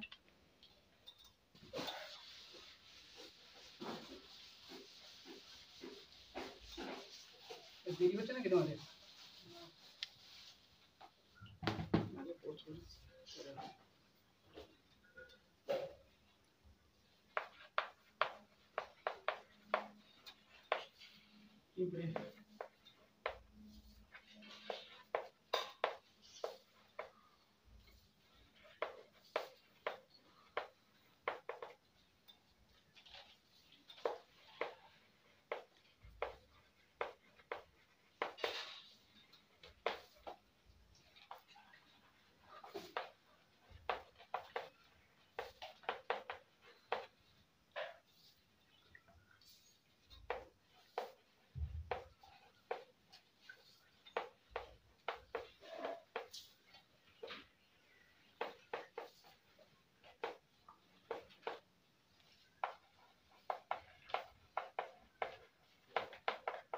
দেখুন, এটা ইনভার্টেড কমার মধ্যে যেহেতু পিঁপড়েটি কথাটা বলেছে, পিঁপড়েটি তখন বলল পিঁপড়েটি তখন বলল আমি কঠোরভাবে কাজ করি, পিঁপড়েটি তখন বলল আমি কঠোরভাবে কাজ করি, কারণ আমি শীতের জন্য খাদ্য সঞ্চয় করতে চাই।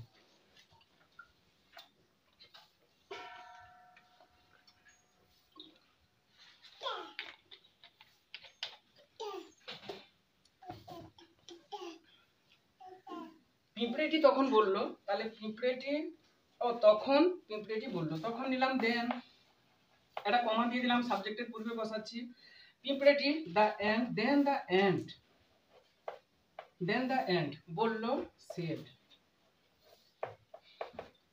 কমা দিয়ে ইনভার্টেড কমা দিলাম। মনের মধ্যে যদি প্রশ্ন যাচ্ছে, একটু আগে বললাম যে সেডের পরে টু বসাতে, হ্যাঁ সেডের পরে টু বসাবো, সেডের পরে টু বসাবো, কখন বসাবো, সেডের পরে যদি কোনো অবজেক্ট থাকে, সেখানে অবজেক্ট ছিল, এই জন্য সেডের পরে two the and train grace offer করা হয়েছিল।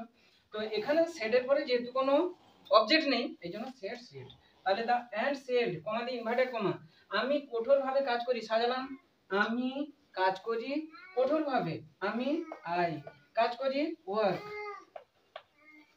I work, I work. এবার কঠোর ইংরেজি, কঠিনভাবে কাজ করি হার্ড, তাহলে আই ওয়ার্ক হার্ড। হার্ডলি হবে না, হার্ডলি মানে কিন্তু আলাদা। দেখুন এখানে এই যে ইংরেজি বললাম, একটু আগে কি বলেছিলাম, কমপ্লিট মানে সম্পূর্ণ, কমপ্লিট মানে সম্পূর্ণভাবে, হার্ড মানে কঠোর, হার্ডলি মানে কঠোরভাবে, তা হবে না। কারণ আমরা যে গ্রামার করি, এস সুন এজের পরিবর্তে no sooner had, hardly had, scarcely had. Hardly মানে তো এলওয়াই যদি অ্যাড করে দিব মানে পুরো চেঞ্জ। গুড মানে ভালো, গুডস মানে মালপত্র, এটাও সেরকম। হার্ড মানে হচ্ছে কঠোর কাজ, হার্ডলি যখন নিব তখন নেগেটিভ উত্তর হয়ে যাবে, মানে নো বা নট, তার নিয়ারেস্ট মিনিং। তাহলে আই ওয়ার্ক হার্ড, আমি কঠোরভাবে কাজ করি, কারণ বিকজ, কারণ আমি শীতের জন্য খাদ্য সঞ্চয় করতে চাই, আমি চাই সঞ্চয় করতে খাদ্য শীতের জন্য, আমি চাই সঞ্চয় করতে খাদ্য শীতের জন্য। তাহলে আমি বিকজ আই, চাই want, I want, I want. একটু আগে বললাম সঞ্চয় করতে টু স্টোর, টু সেভ, যা নিতে পারি। আই ওয়ান্ট টু স্টোর, আমি স্টোর কেন নিচ্ছি আমি বুঝিয়ে দিয়েছি আগে। তাহলে বিকজ আমি চাই, আই ওয়ান্ট, সঞ্চয় করতে to store, I want to store. এবার হচ্ছে খাদ্য, খাদ্য হচ্ছে food, I want to store food শীতের জন্য, ফর উইন্টার।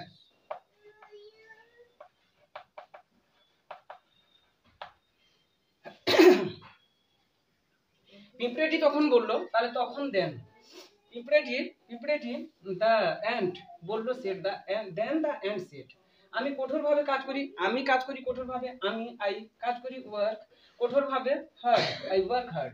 কারণ আমি শীতের জন্য খাদ্য সঞ্চয় করি, কারণ আমি চাই সঞ্চয় করতে খাদ্য শীতের জন্য, কারণ বিকজ আমি আই চাই ওয়ান্ট সঞ্চয় করতে to store, I want to store খাদ্য হচ্ছে food, I want to store food শীতের জন্য, for winter, I want to store food in for winter.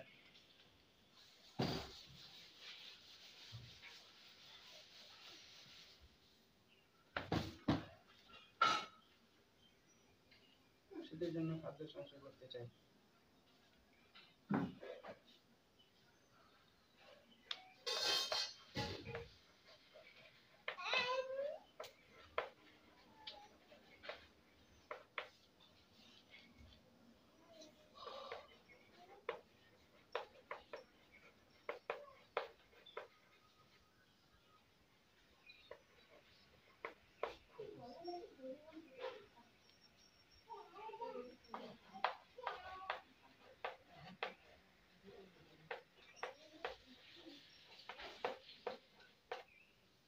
দেখুন, তোমারও অবশ্যই সঞ্চয় করা উচিত।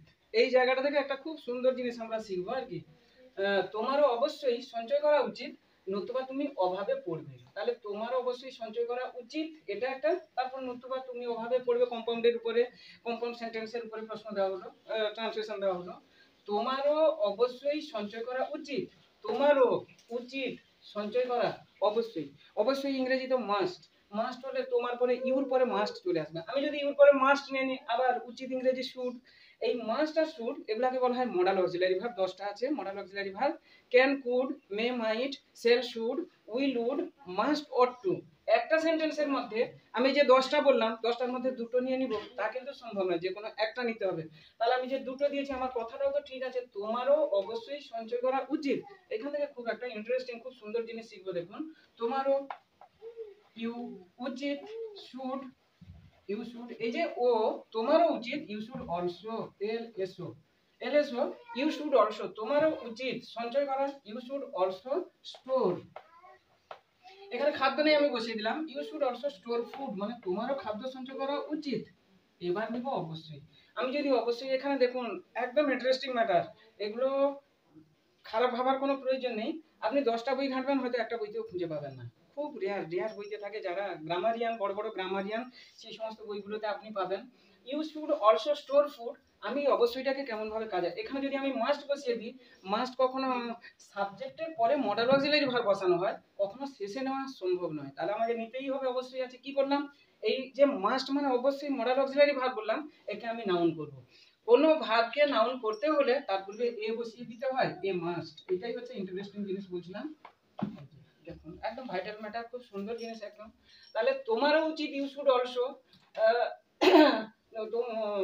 সঞ্চয় করা, store food, you should also store food. এবার হচ্ছে অবশ্যই এ মাস্ট, এই যে এ মাস্ট, মাস্টকে নাউন করে দিলাম। কি করে নাউন হলো? তারপর এই যে এ বসিয়ে দিলাম। আচ্ছা, তাহলে এবার নতুবা তুমি অভাবে পড়বে, নতুবা মানে অথবা, নতুবা অর, অর তুমি পড়বে অভাবে, পড়া ইংরেজি কি? ফল। ইউ উইল, উইল কেন? এই যে বয় বে, বে আছে মানে ফিউচার, পড়বে, এখনো পড়েনি, আসছে কদিন সামনে এগিয়ে আসছে, দিলে সে পড়বে অভাবে। You will, you will fall, অভাব হচ্ছে you will fall in repentancy, in repentant.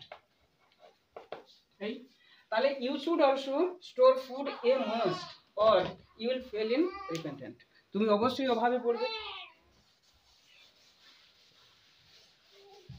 হচ্ছে না কিছু? আচ্ছা, গর্বিত ফড়িংটি উল্টে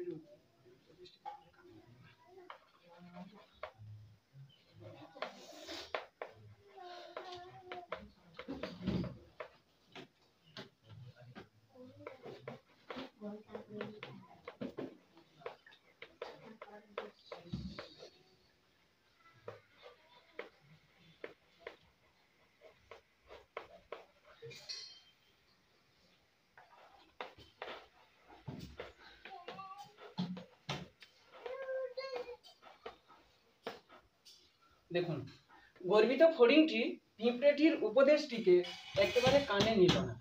তাহলে গর্বিত ফড়িংটি নিল না কানে উপদেশটিকে পিঁপড়েটির, গর্বিত ফড়িংটি নিল না কানে উপদেশটিকে পিঁপড়েটির। আপনারা ভাববেন আমি সাজাচ্ছি কেমন ভাবে। এই যে বইটা দেখতে পাচ্ছেন, এই বইটা একদম চুটকি বই দেখা যাচ্ছে। আপনি যা খুঁজবেন এখান থেকে গ্রামার আর রাইটিং এর উপরে সমস্ত নিয়মকানুন এর মধ্যে পাবেন। আমি যে সাজাচ্ছি কেমন ভাবে, এটা যখন প্রথম থেকে আমি আসছি, আমার একদম প্রথমে লেসন শুরুতে দেওয়া আছে একেবারে আমি হই, আমরা হই, তুমি হও থেকে, তারপরে তিনি শিক্ষক, আমি ডাক্তার, এইভাবে ছোট ছোট গেছি। দেখুন আমি যে তখন থেকে বললাম সাবজেক্ট ভার্ব অবজেক্ট, একটা সেন্টেন্স মানে সাবজেক্ট ভার্ব অবজেক্ট হয় না। কথা প্রসঙ্গে শিখাতে হয় বলছি, কিন্তু অরিজিনালি কেমন? এই যে এখানে খুব সুন্দরভাবে বর্ণনা করা আছে লেসন 1 এ পেজ নাম্বার 31 এ। এই যে ওয়ার্ড আছে, প্রথমে subject, verb, object, complement, adverbial, এই সমস্ত মিলে হচ্ছে একটা সেন্টেন্স। আমরা সংক্ষেপে তাকে ভোকাবুলারি অর্থাৎ SVOCA. SVOCA means subject, verb, object, complement, কোথাও অ্যাডভার্বিয়ালের প্রয়োজন হয়, শুধু সাবজেক্ট ভার্ব অবজেক্ট দিয়ে তেমনটা বলা যায় না আর কি। তো গর্বিত ফড়িংটি পিঁপড়েটির উপদেশটিকে একেবারে কানে নিল না। কে নিল না? না গর্বিত ফড়িংটি। উত্তরে যাই, এবার বড় হয়ে যাচ্ছে এমনিতেই ভিডিও। গর্বিত ফড়িংটি, গর্বিত ইংরেজি প্রাউড। তাহলে দ্য প্রাউডফুল গ্রাসহপার,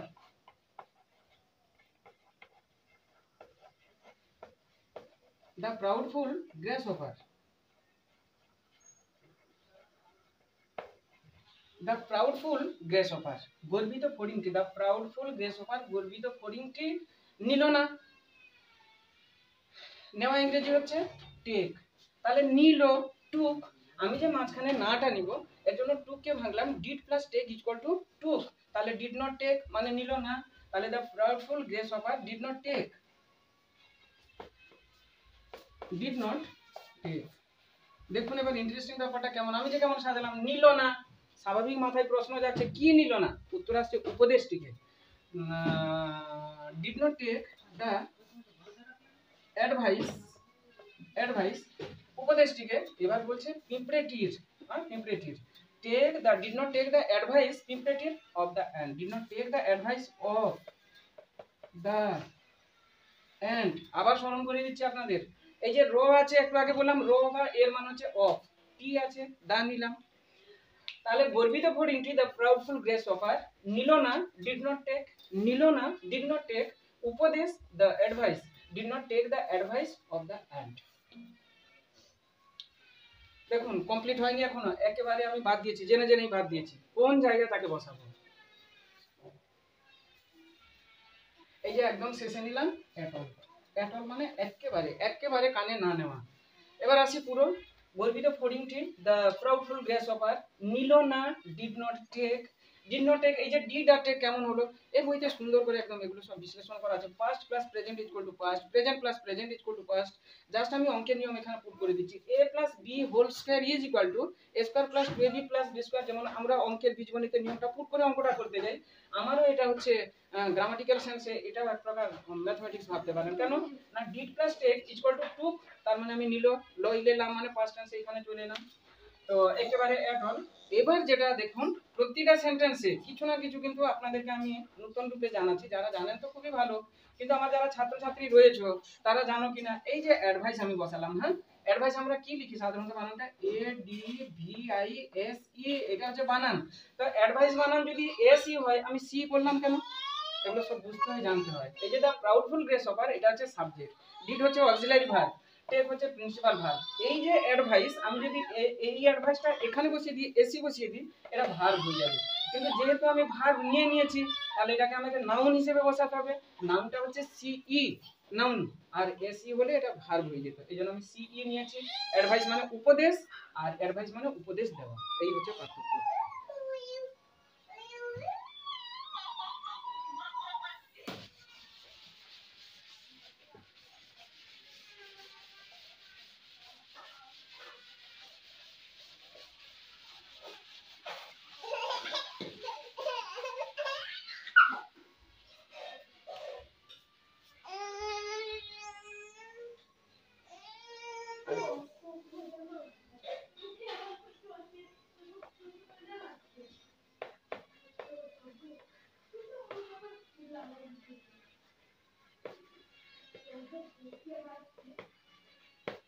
যাই হোক শীতকাল এলো, যাই হোক শীতকাল এলো। দেখুন এই যে আপনাদেরকে আমি বলছি, হ্যাঁ প্রতিটা জিনিস কত রকমের, ইংলিশে কত রকমের শিক্ষা আছে। এখানে একটা সাবজেক্ট খুঁজে বের করান দেখি, শীতকাল এলো, উইন্টার ক্যাম্প, এভাবে আসছে। তো যাই হোক হাউএভার, আমি বলছি শেষে, যাই হোক শীতকাল এলো, যাই হোক হাউএভার, হাউএভার কমা দিয়ে দিলাম, সাবজেক্টের পূর্বে ওয়ার্ড নিয়েছি শীতকাল, হাউএভার উইন্টার, উইন্টার আসা ইংরেজি কাম, এলো, কাম কেম কাম, কাম কেম কাম, তাহলে আমি পাস্ট ফর্ম নিব, হাউএভার উইন্টার কেম। দেখুন এত যে সেন্টেন্স হচ্ছে কি জিনিস, আমার মূলটা আমি লাগাচ্ছি, মূল হচ্ছে ভার্ব। ভার্বের ফর্ম যদি মুখস্থ না থাকে, যারা আমার ছাত্রছাত্রীরা দেখছো বা অন্যান্য ছাত্রছাত্রীরা যারা স্টাডি লাইনের মধ্যে রয়েছে, তো এই ভার্বের ফর্ম যদি মুখস্থ না থাকে, কিন্তু ইংরেজি কোনো কিছুই করা যাবে না, শেখাও যাবে না। এই জন্য এটা মুখস্থ করার দাদার তরফ থেকে আবেদন রইল। তাহলে যাই হোক হাউএভার, শীতকাল হচ্ছে উইন্টার, এবার এলো হচ্ছে ক্যাম্প, হাউএভার উইন্টার ক্যাম্প, যাই হোক শীতকাল এলো।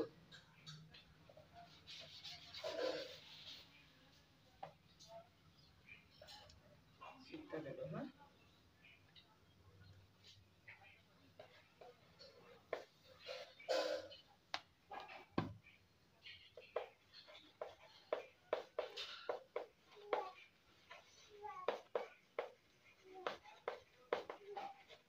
সর্বত্র খাদ্যের অভাব দেখা দিল, সর্বত্র খাদ্যের অভাব দেখা দিল। তাহলে সাজালাম, কে দেখা দিল, কি দেখা দিল, এখানে কি দিয়ে প্রশ্ন করলে দেখুন সাবজেক্ট আসছে, সর্বত্র কিসের দেখা দিল, কি দেখা দিল না খাদ্যের অভাব। তাহলে খাদ্যের অভাব দেখা দিল সর্বত্র, খাদ্যের অভাব, অভাব ইংরেজি হচ্ছে, একটা ভালো ইংরেজি শিখে দিয়ে রাখি, টিউশনে আমাদের যারা দেখছো বড় যারা, তারা তো বুঝতে পারবে, এটা শেখানো হয়েছে। এইখান থেকে আমি হাজার হাজার তৈরি করতে পারবো। আমার যে ট্রান্সলেশন বই, এখানে যে এত ট্রান্সলেশন দেওয়া আছে, আমি কিন্তু ভার্বের ফর্ম থেকে সূত্র পুট করে সব ট্রান্সলেশন নিয়েছি। যাক, তো যাই হোক খাদ্যের অভাব, অভাব ইংরেজি হচ্ছে lack of, lack of LAC K lack of, lack of মানে হচ্ছে অভাব। এবার খাদ্য ইংরেজি কি ফুড, ল্যাক অফ ফুড মানে হচ্ছে খাদ্যের অভাব, ল্যাক অফ ফুড মানে খাদ্যের অভাব। তাহলে বইয়ের অভাব কি হবে, ল্যাক অফ বুক।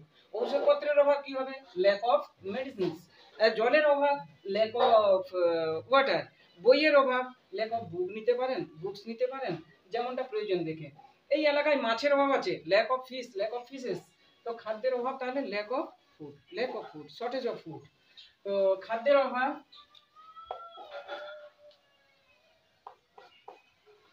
ল্যাকটাই নিলাম, শর্টেজ হলে ভালো হতো এই জায়গাটায়, কিন্তু যেহেতু ল্যাক অফ দিয়ে আমি শিখলাম, দ্য ল্যাক অফ ফুড। এই যে দেখা দিল, এরা তো নিজেরা দেখা দেয় না, আমাদের দ্বারা আমরা দেখতে পাই, মানে কারোর দ্বারা দেখা হয় প্যাসিভ ভয়েস, এই জন্য lack of food was seen. এবার হচ্ছে সর্বত্র, এভরিহোয়ার। দেখুন কত সিম্পল ভাবে আসছে। খাদ্যের অভাব, দ্য ল্যাক অফ ফুড, দেখা দিল, ওয়াজ সিন, সর্বত্র, এভরিওয়্যার, এটা প্যাসিভ ভয়েসের ব্যাপার আছে। The lack of food was seen everywhere.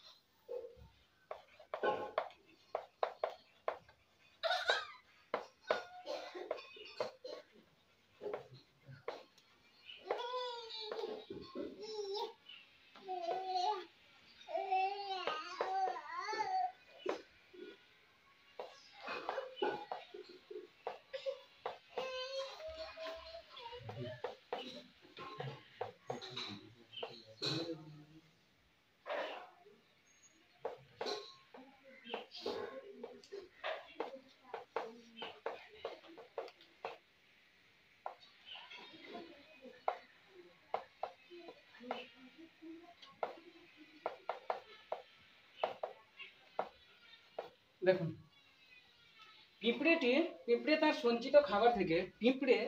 সঞ্চিত খাবার থেকে আনন্দে খাবার খেতে লাগলো, কিন্তু ফড়িংয়ের খাবারের কিছুই ছিল না। তাহলে পিঁপড়েটি খেতে লাগলো খাবার তার সঞ্চিত খাবার থেকে আনন্দে। এই সাজিয়ে নিলাম। এই যে আমি সাজাচ্ছি, আমার সাজানোগুলো আপনাদের শুনতে শুনতে আপনাদেরও হয়ে যাবে। এগুলো হচ্ছে আলাদা জিনিস। এমনি আপনি যতক্ষণ না ট্রেনিং পাচ্ছেন ততক্ষণ আপনি নিতে পারবেন না। আমি কেমন সাজাচ্ছি, পিঁপড়েটি খেতে লাগলো, আমার কি কোনো মুখস্থ করে রেখেছি? এগুলো প্র্যাকটিস করতে only practice can make you perfect. পিঁপড়েটি খেতে লাগলো তার সঞ্চিত খাবার থেকে আনন্দে। তাহলে পিঁপড়েটি দ্য অ্যান্ট খেতে লাগলো, খাওয়া ইংরেজি কি? ইট। দেখুন আমরা অনেক সময় দেখেছি টিউশনে পড়াতে গিয়ে, খাওয়া ইংরেজি তারা জানে ইট, তো খেলো ইংরেজি কি হবে? তারা বলে এট, মানে ছাত্রছাত্রী উত্তর দেয় ইট, এট, ইটিং, এট বলে। তো যখন জিজ্ঞাসা করা হয় খেতে লাগলো কি, নাই, একই জিনিস। খেতে লাগলো মানে এটা হচ্ছে ফার্স্ট ফর্ম, খেতে লাগলো, খেলো, তার প্রয়োজনে। দ্য অ্যান্ট, তাহলে এট হবে ইট, এট, ইটিং, এটি, ই।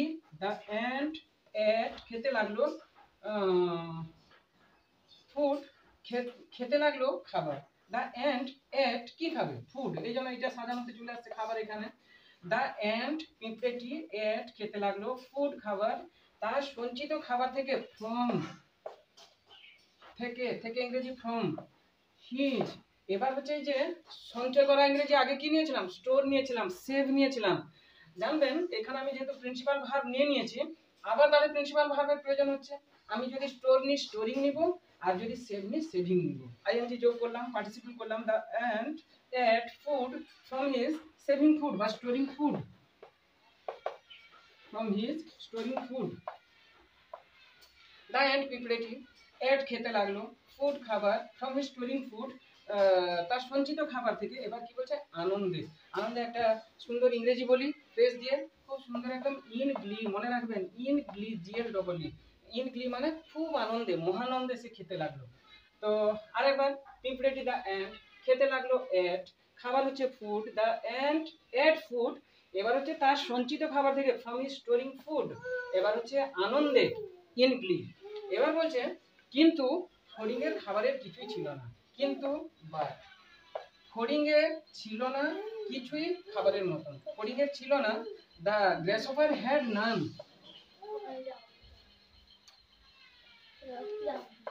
দ্য গ্রাসহপার হ্যাড, আর ভুল বলে ফেললাম, নাম বলে ফেলেছি, নাথিং হবে, কেন বুঝিয়ে দিচ্ছি, নাথিং টু ইট।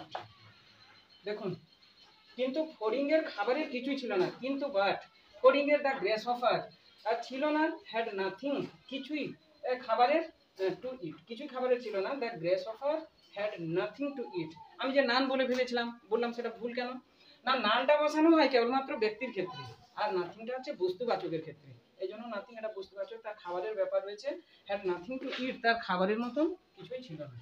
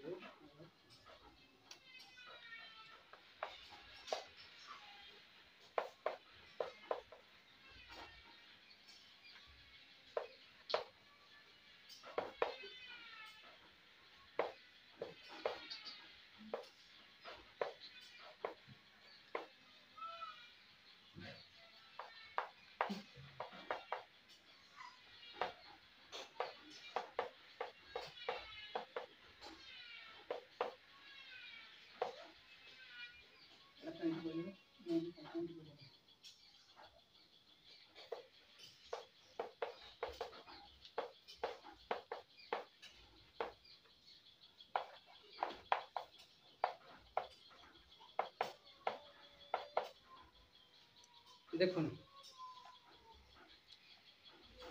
সুতরাং সে আবার খাবার ভিক্ষা করলো পিঁপড়েটির কাছ থেকে তার নিজের জীবন বাঁচানোর জন্য। সেন্টেন্সটা একটু বড়, সব সেন্টেন্স ছোট করতে পারবেন না।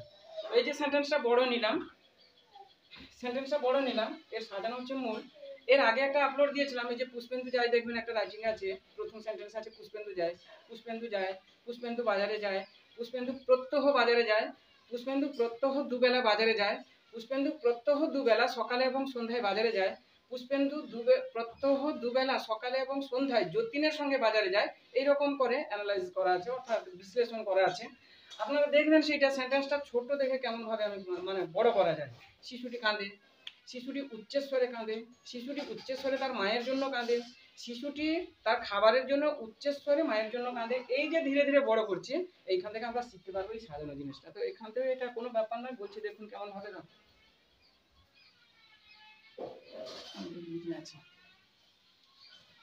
তাহলে সুতরাং সে ভিক্ষা করলো খাবার, সুতরাং সে ভিক্ষা করলো খাবার পিঁপড়েটির কাছ থেকে তার নিজের জীবন বাঁচানোর জন্য। কোনো কঠিন নেই, আমি যেমন সাজালাম তেমন মোটামুটি বসাবো।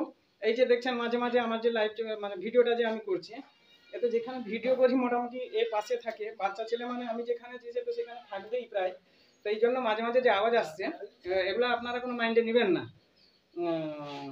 আর যে কথা আপনাদেরকে না বললে না ভাই, এই যে আমি যে ভিডিও করছি আমার এখানে রেকর্ডিং করার কিন্তু কোনো সিস্টেম নেই। এই যে দেখছেন গলায় একটা ব্লুটুথ রয়েছে, এই ব্লুটুথ আর মোবাইলটা রয়েছে। এখনো কোনো কিছু করিনি, কেন? কারণ আমি তো এখানে স্ট্যান্ড হতে পারবো কিনা জানি না। অতএব সমস্ত কিছু ইনস্ট্রুমেন্ট আমার যা যা প্রয়োজনীয় আমি কিনে নিব, দেখা গেল আমি কিছুই করতে পারলাম না। তো সেই সূত্রে আপনারা যারা দেখছেন এতক্ষণ ধরে যে ধৈর্য ধরে আছেন, 1 ঘন্টার কাছাকাছি পেরিয়ে গেল, যদি সত্যিকারই শেষ পর্যন্ত দেখছেন এবং উপকারে লাগছে, আমার কিন্তু খুব করে রিকোয়েস্ট থাকলো আপনাদের প্রতি, চ্যানেলটা অবশ্যই সাবস্ক্রাইব করবেন যদি না করে থাকেন। 1, 2 হচ্ছে সাবস্ক্রাইব যদি করেও থাকেন, আপাতত এইটুকু অনুরোধ থাকলো, আপনাদের বন্ধু বান্ধবদের কাছ থেকে শেয়ার করলেন, হ্যাঁ বলবেন যাতে চ্যানেলটাকে সাবস্ক্রাইব করানো যায়। তারা আপনারা যেমন যদি উপকৃত সত্যিকারই হচ্ছেন, তারাও মোটামুটি যদি তারা তাদের কাজে লাগাতে পারে। তো আমার তো মনে হয় এখানে কাজে না লাগানোর কোনো কথা নয়। কারণ দেখুন, একটা প্রশ্ন এসছে, আমি বাংলায় ভাবতে পারছি কিন্তু ইংলিশে আনতে পারছি না। এই যে সাজানো গুছানো ঠিক মতন নেই। যাক, তাহলে আসি আবার। সুতরাং হচ্ছে সো, এবার সে হি, ভিক্ষা করা ইংরেজি কি? বেগ, BEG, BG বেগ মানে ভিক্ষা করা। তাহলে বেগ, বেগড, বেগড, BEGGED। তাহলে সুতরাং সো, সে হি ভিক্ষা করলো, বেগড খাবার, ফুড খাবার, food. So he begged food. এই যে বেগে আমি দাগ দিয়ে রাখলাম, এখান থেকে একটা জিনিস, খুব সুন্দর জিনিস, ইম্পর্টেন্ট জিনিস জানার আছে, শেষে আসবো। সুতরাং সো, সে হি ভিক্ষা করলো, বেগড, এবার হচ্ছে খাবার, ফুড। কার কাছ থেকে? না পিঁপড়েটির কাছ থেকে। থেকে ইংরেজি কি বললাম? ফ্রম, FROM, ফ্রম পিঁপড়েটি, from the ant, from the ant, from the ant পিঁপড়েটির কাছ থেকে তার নিজের জীবন বাঁচানোর জন্য। জন্য হচ্ছে ফর, বাঁচানো ইংরেজি কি? সেভ, একটু আগে বললাম। ফর সেভিং, ING কেন? এই যে মূল ভার্ব নিয়ে নিয়েছি। ফর সেভিং, তার নিজের জীবন, তার নিজের জীবন। For his own life, for his own মানে নিজের, own life, for his own life. তাহলে দেখুন এত বড় সেন্টেন্স কোনো কঠিন মনে হলো? সুতরাং সো, সে হি ভিক্ষা করলো, বেগড খাবার, ফুড পিঁপড়েটির কাছ থেকে, ফ্রম দ্য এন্ড তার নিজের জীবন বাঁচানোর জন্য, for saving his own life, for saving his own life. এই যে বেগ বললাম আমি, এটা নিলাম কালেক্ট, COLLECT কালেক্ট। আমি যখন এটা কালেক্টেড করছি ইডি করছি, ডবল টি করছি না, কিন্তু এখানে নিলাম BEG বেগ, আর যখন এখানে আমি ইডি এড করছি ডবল জি হয়ে গেল GED, মানে G+G। ডাবল কেন? ডাবলের কারণ হচ্ছে এই যে জিটা হচ্ছে কনসোনেন্ট, এই ইটা হচ্ছে ভাওয়েল। একটি মাত্র কনসোনেন্টের পূর্বে যদি একটি মাত্র ভাওয়েল থাকে, একটি মাত্র কনসোনেন্টের পূর্বে যদি একটি মাত্র ভাওয়েল থাকে, তো যখন আমরা পাস্ট এবং পাস্ট পার্টিসিপল ফর্ম করতে যাব তখন ডাবল অর্থাৎ ডবল হয়ে যাবে, ডাবল অর্থাৎ দ্বিত্ব অর্থাৎ দুটো হয়ে গেল। আর কালেক্টেডে দেখুন টি, টি হচ্ছে কনসোনেন্ট, COLLECT এটা হচ্ছে কনসোনেন্ট, দুটো কনসোনেন্ট, আমার নিয়মে আসছে না। বেগ হচ্ছে BEG, জিটা হচ্ছে কনসোনেন্ট, এটা হচ্ছে ভাওয়েল, এই জন্য হয়ে গেল ডাবল। এটা কিন্তু খুব ইম্পর্টেন্ট। আরেকটা উদাহরণ নিই, মনে করুন স্টপ নিলাম, পিটা হচ্ছে আমার কনসোনেন্ট আর ওটা হচ্ছে ভাওয়েল, একটি মাত্র কনসোনেন্টের পূর্বে একটি মাত্র ভাওয়েল থাকলে ডাবল অর্থাৎ PP স্টপ। এটা কিন্তু একটা খুব ভাইটাল ম্যাটার।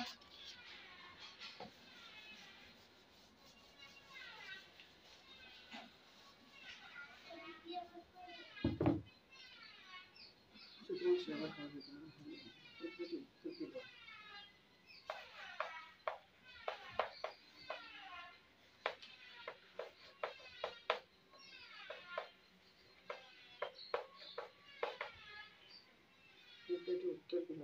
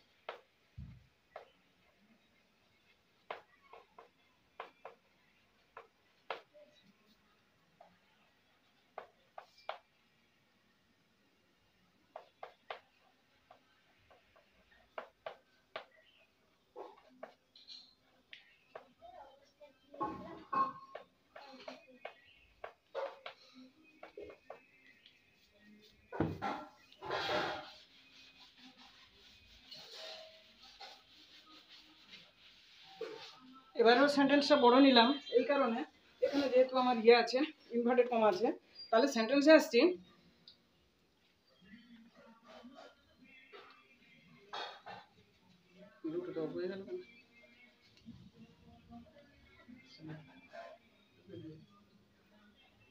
পিঁপড়েটি উত্তর দিল তুমি বন্ধু খুবই অলস। একটা সেন্টেন্স নিই, পিঁপড়েটি উত্তর দিল, পিঁপড়েটি দ্য এন্ড। দেখুন আগে প্রশ্ন করা হয়েছে, উত্তর দেওয়া হয়েছে। এই যে দেখুন এই একটা গল্প থেকে আমরা কতগুলো নতুন জিনিস শিখলাম। আমাকে কেউ একজন জিজ্ঞাসা করলো হোয়াট ইজ ইউর নেম, আমি বললাম মাই নেম ইজ অমুক। তাহলে আমি প্রথমবারে যে উত্তরটা দিলাম এটা ইংলিশে বলা হচ্ছে আনসার।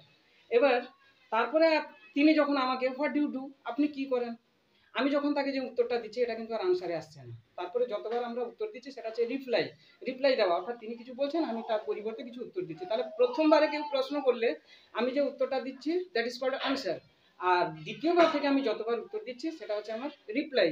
তাহলে আগে উত্তর দিয়ে দেওয়া হয়েছে অনেকবার, এক দুবার, তো দ্য অ্যান্ড রিপ্লাই এই জন্য নিলাম রিপ্লাই, রিপ্লাই LY, কিন্তু আমি বানান করছি REPLY, আমি পাস্ট ফর্ম নিব রিপ্লাইড LIED। কেন না, যদি শেষে ওয়াই থাকে ওয়াই এর পরিবর্তে আই তারপরে গিয়ে ইডি। তাহলে দ্য অ্যান্ড রিপ্লাইড, অ্যান্ড উত্তর দিল, কি উত্তর দিল, তুমি বন্ধু খুবই অলস। ভাব কি আছে, তুমি বন্ধু হও, আমি এমন ভাবেও নিতে পারি বন্ধু তুমি খুবই অলস, তার মানে বন্ধু তুমি হও খুবই অলস। বন্ধু নিলাম ফ্রেন্ড, ফ্রেন্ড বলে তাকে ডাকলো ফ্রেন্ড, তুমি হও ইউ আর, ইউ আর। এর বলছে খুবই অলস, খুবই ভেরি, অলস তো একটু আগে বলেছি, লেজি বা আইডল, উত্তর হয়ে গেল। তাহলে পিঁপড়েটি উত্তর দিল দ্য অ্যান্ড রিপ্লাইড, বাবা দ্য অ্যান্ড রিপ্লাইড। এবার হচ্ছে বন্ধু তুমি হও খুবই অলস, বন্ধু ফ্রেন্ড তুমি হও ইউ আর খুবই অলস, ভেরি লেজি বা আইডল। এবার বলছে কেন তুমি অপ্রয়োজনে সময় নষ্ট করলে? Why did you?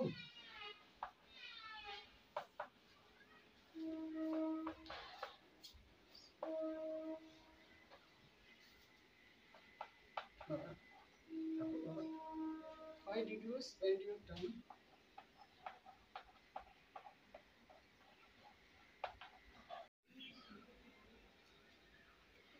এবার বলছে কেন তুমি অপ্রয়োজনে সময় নষ্ট করলে? কেন? Why নষ্ট করলে? Why did you spend? Did নিয়েছি এই জন্য এটা প্রেজেন্ট নিয়েছি, past plus present. Why did you spend? কেন তুমি নষ্ট করলে your time, তোমার সময়টি unnecessarily, অর্থাৎ অপ্রয়োজনে কেন তুমি তোমার সময়টি নষ্ট করলে?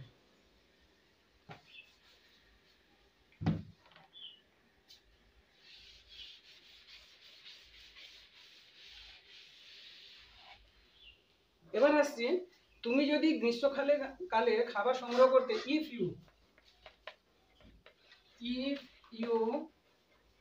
collect food in summer, বলছে তুমি যদি গ্রীষ্মকালে খাবার সংগ্রহ করতে, যদি তুমি সংগ্রহ করতে খাবার গ্রীষ্মকালে, যদি ইফ তুমি ইউ সংগ্রহ করতে collect, if you collect food, এবার হচ্ছে গ্রীষ্মকালে in summer, if you collect food in summer, তোমায় আজ ভিক্ষে করতে হতো না, you would not have to beg today, তোমায় আজ ভিক্ষা করতে হতো না, you would not have to beg today, আজ তোমায় এত ভিক্ষা করতে হতো না, দাঁড়ে দাঁড়ে দাঁড়াতে হতো না। তাহলে দেখুন তখনকার দিনে যে গল্প আবিষ্কার করে দেওয়া হচ্ছে, গল্প শেষ এখানে। গল্প যে আবিষ্কার হয়েছে, এই গল্প থেকে আমরা কিন্তু শিক্ষা নিতে পারি। এই গল্প থেকে আমরা কি শিক্ষা নিলাম? গল্প লিখতে গেলে প্রথমে যেমন এই যে টাইটেলটা আমি দিয়েছি the end and a grace offer, এর লাস্টে একটা মোরাল দেওয়া হয়, অর্থাৎ গল্পটা থেকে আমি কি শিখলাম? গল্পটা থেকে শিখলাম make hay while the sun shines, make hay while the sun shines, অর্থাৎ সময় থাকতে কাজ গুছিয়ে নাও। বিদ্যাসাগরের ভাষায় আসি শেষে একেবারে। বিদ্যাসাগর বলেছিলেন যে কল্ল অভ্যেস করিব বলিয়া রাখিয়া দিলে তাহা কল্ল কল্ল হইয়া মহাকাল্য হইয়া যাইবে, কোনোদিন আর কল অর্থাৎ কাজটা হবে না। আজকের কাজ আজকেই করব, কালকের কাজ কালকে করব, ঠিক আছে, আজকের কাজ আমি কালকে রেখে দিব কেন? আবার কালকে যদি আজকের কাজ কালকে রেখে দিই, কালকের যে কাজগুলো আছে এগুলো জমা হতে হতে হতে হতে শেষে আর কাজ করতে ইচ্ছা করবে না। তো এও সেই রকম, একদিনে তো আর পিঁপড়ে খাদ্য তার সঞ্চয় করেনি, আজকে একটু কালকে একটু পরশু একটু সঞ্চয় করতে করতে করতে করতে তার শীতের সময়ে আর না বেরোলে মোটামুটি তার বাড়ির মধ্যেই সে খাবারটা সংগ্রহ করে রেখেছে। তো সেই রকম বলা আছে make hay while the sun shines, অর্থাৎ বেলা থাকতে কাজ গুছিয়ে না, সময় থাকতে কাজটা করে না, যখন যে কাজ করার কথা আমাদের উচিত হচ্ছে সেই কাজ করা। তাহলে ডিয়ার ফলোয়ার্স, ডিয়ার রিডার্স, আপনাদের সকলের কাছে আমার অনুরোধ থাকলো, আবার সেই একই কথা বারে বারে বলতে হচ্ছে, যেহেতু আমার চ্যানেলটা নতুন, যদি চ্যানেলটা সাবস্ক্রাইব না করে থাকেন অবশ্যই সাবস্ক্রাইব করবেন। কোনো দিক থেকে যদি উপকারে লাগলো অবশ্যই বন্ধু বান্ধবদের কাছে শেয়ার করুন, শেয়ার করে রিকোয়েস্ট করুন আমার তরফ থেকে, আমার হয়ে চ্যানেলটা যাতে সাবস্ক্রাইব করা হয়। এই তাহলে আপনারা সবাই সুস্থতে থাকুন, ভালোতে থাকুন, সাবধানতার সহিত রাস্তায় হাঁটুন। আমার ঠাকুর শ্রী শ্রী ঠাকুরের কাছে আপনাদের সকলের মঙ্গল কামনা করে আজকের মতন এখানে বিদায় নিই। বাই, ভালো থাকুন, সুস্থ থাকুন।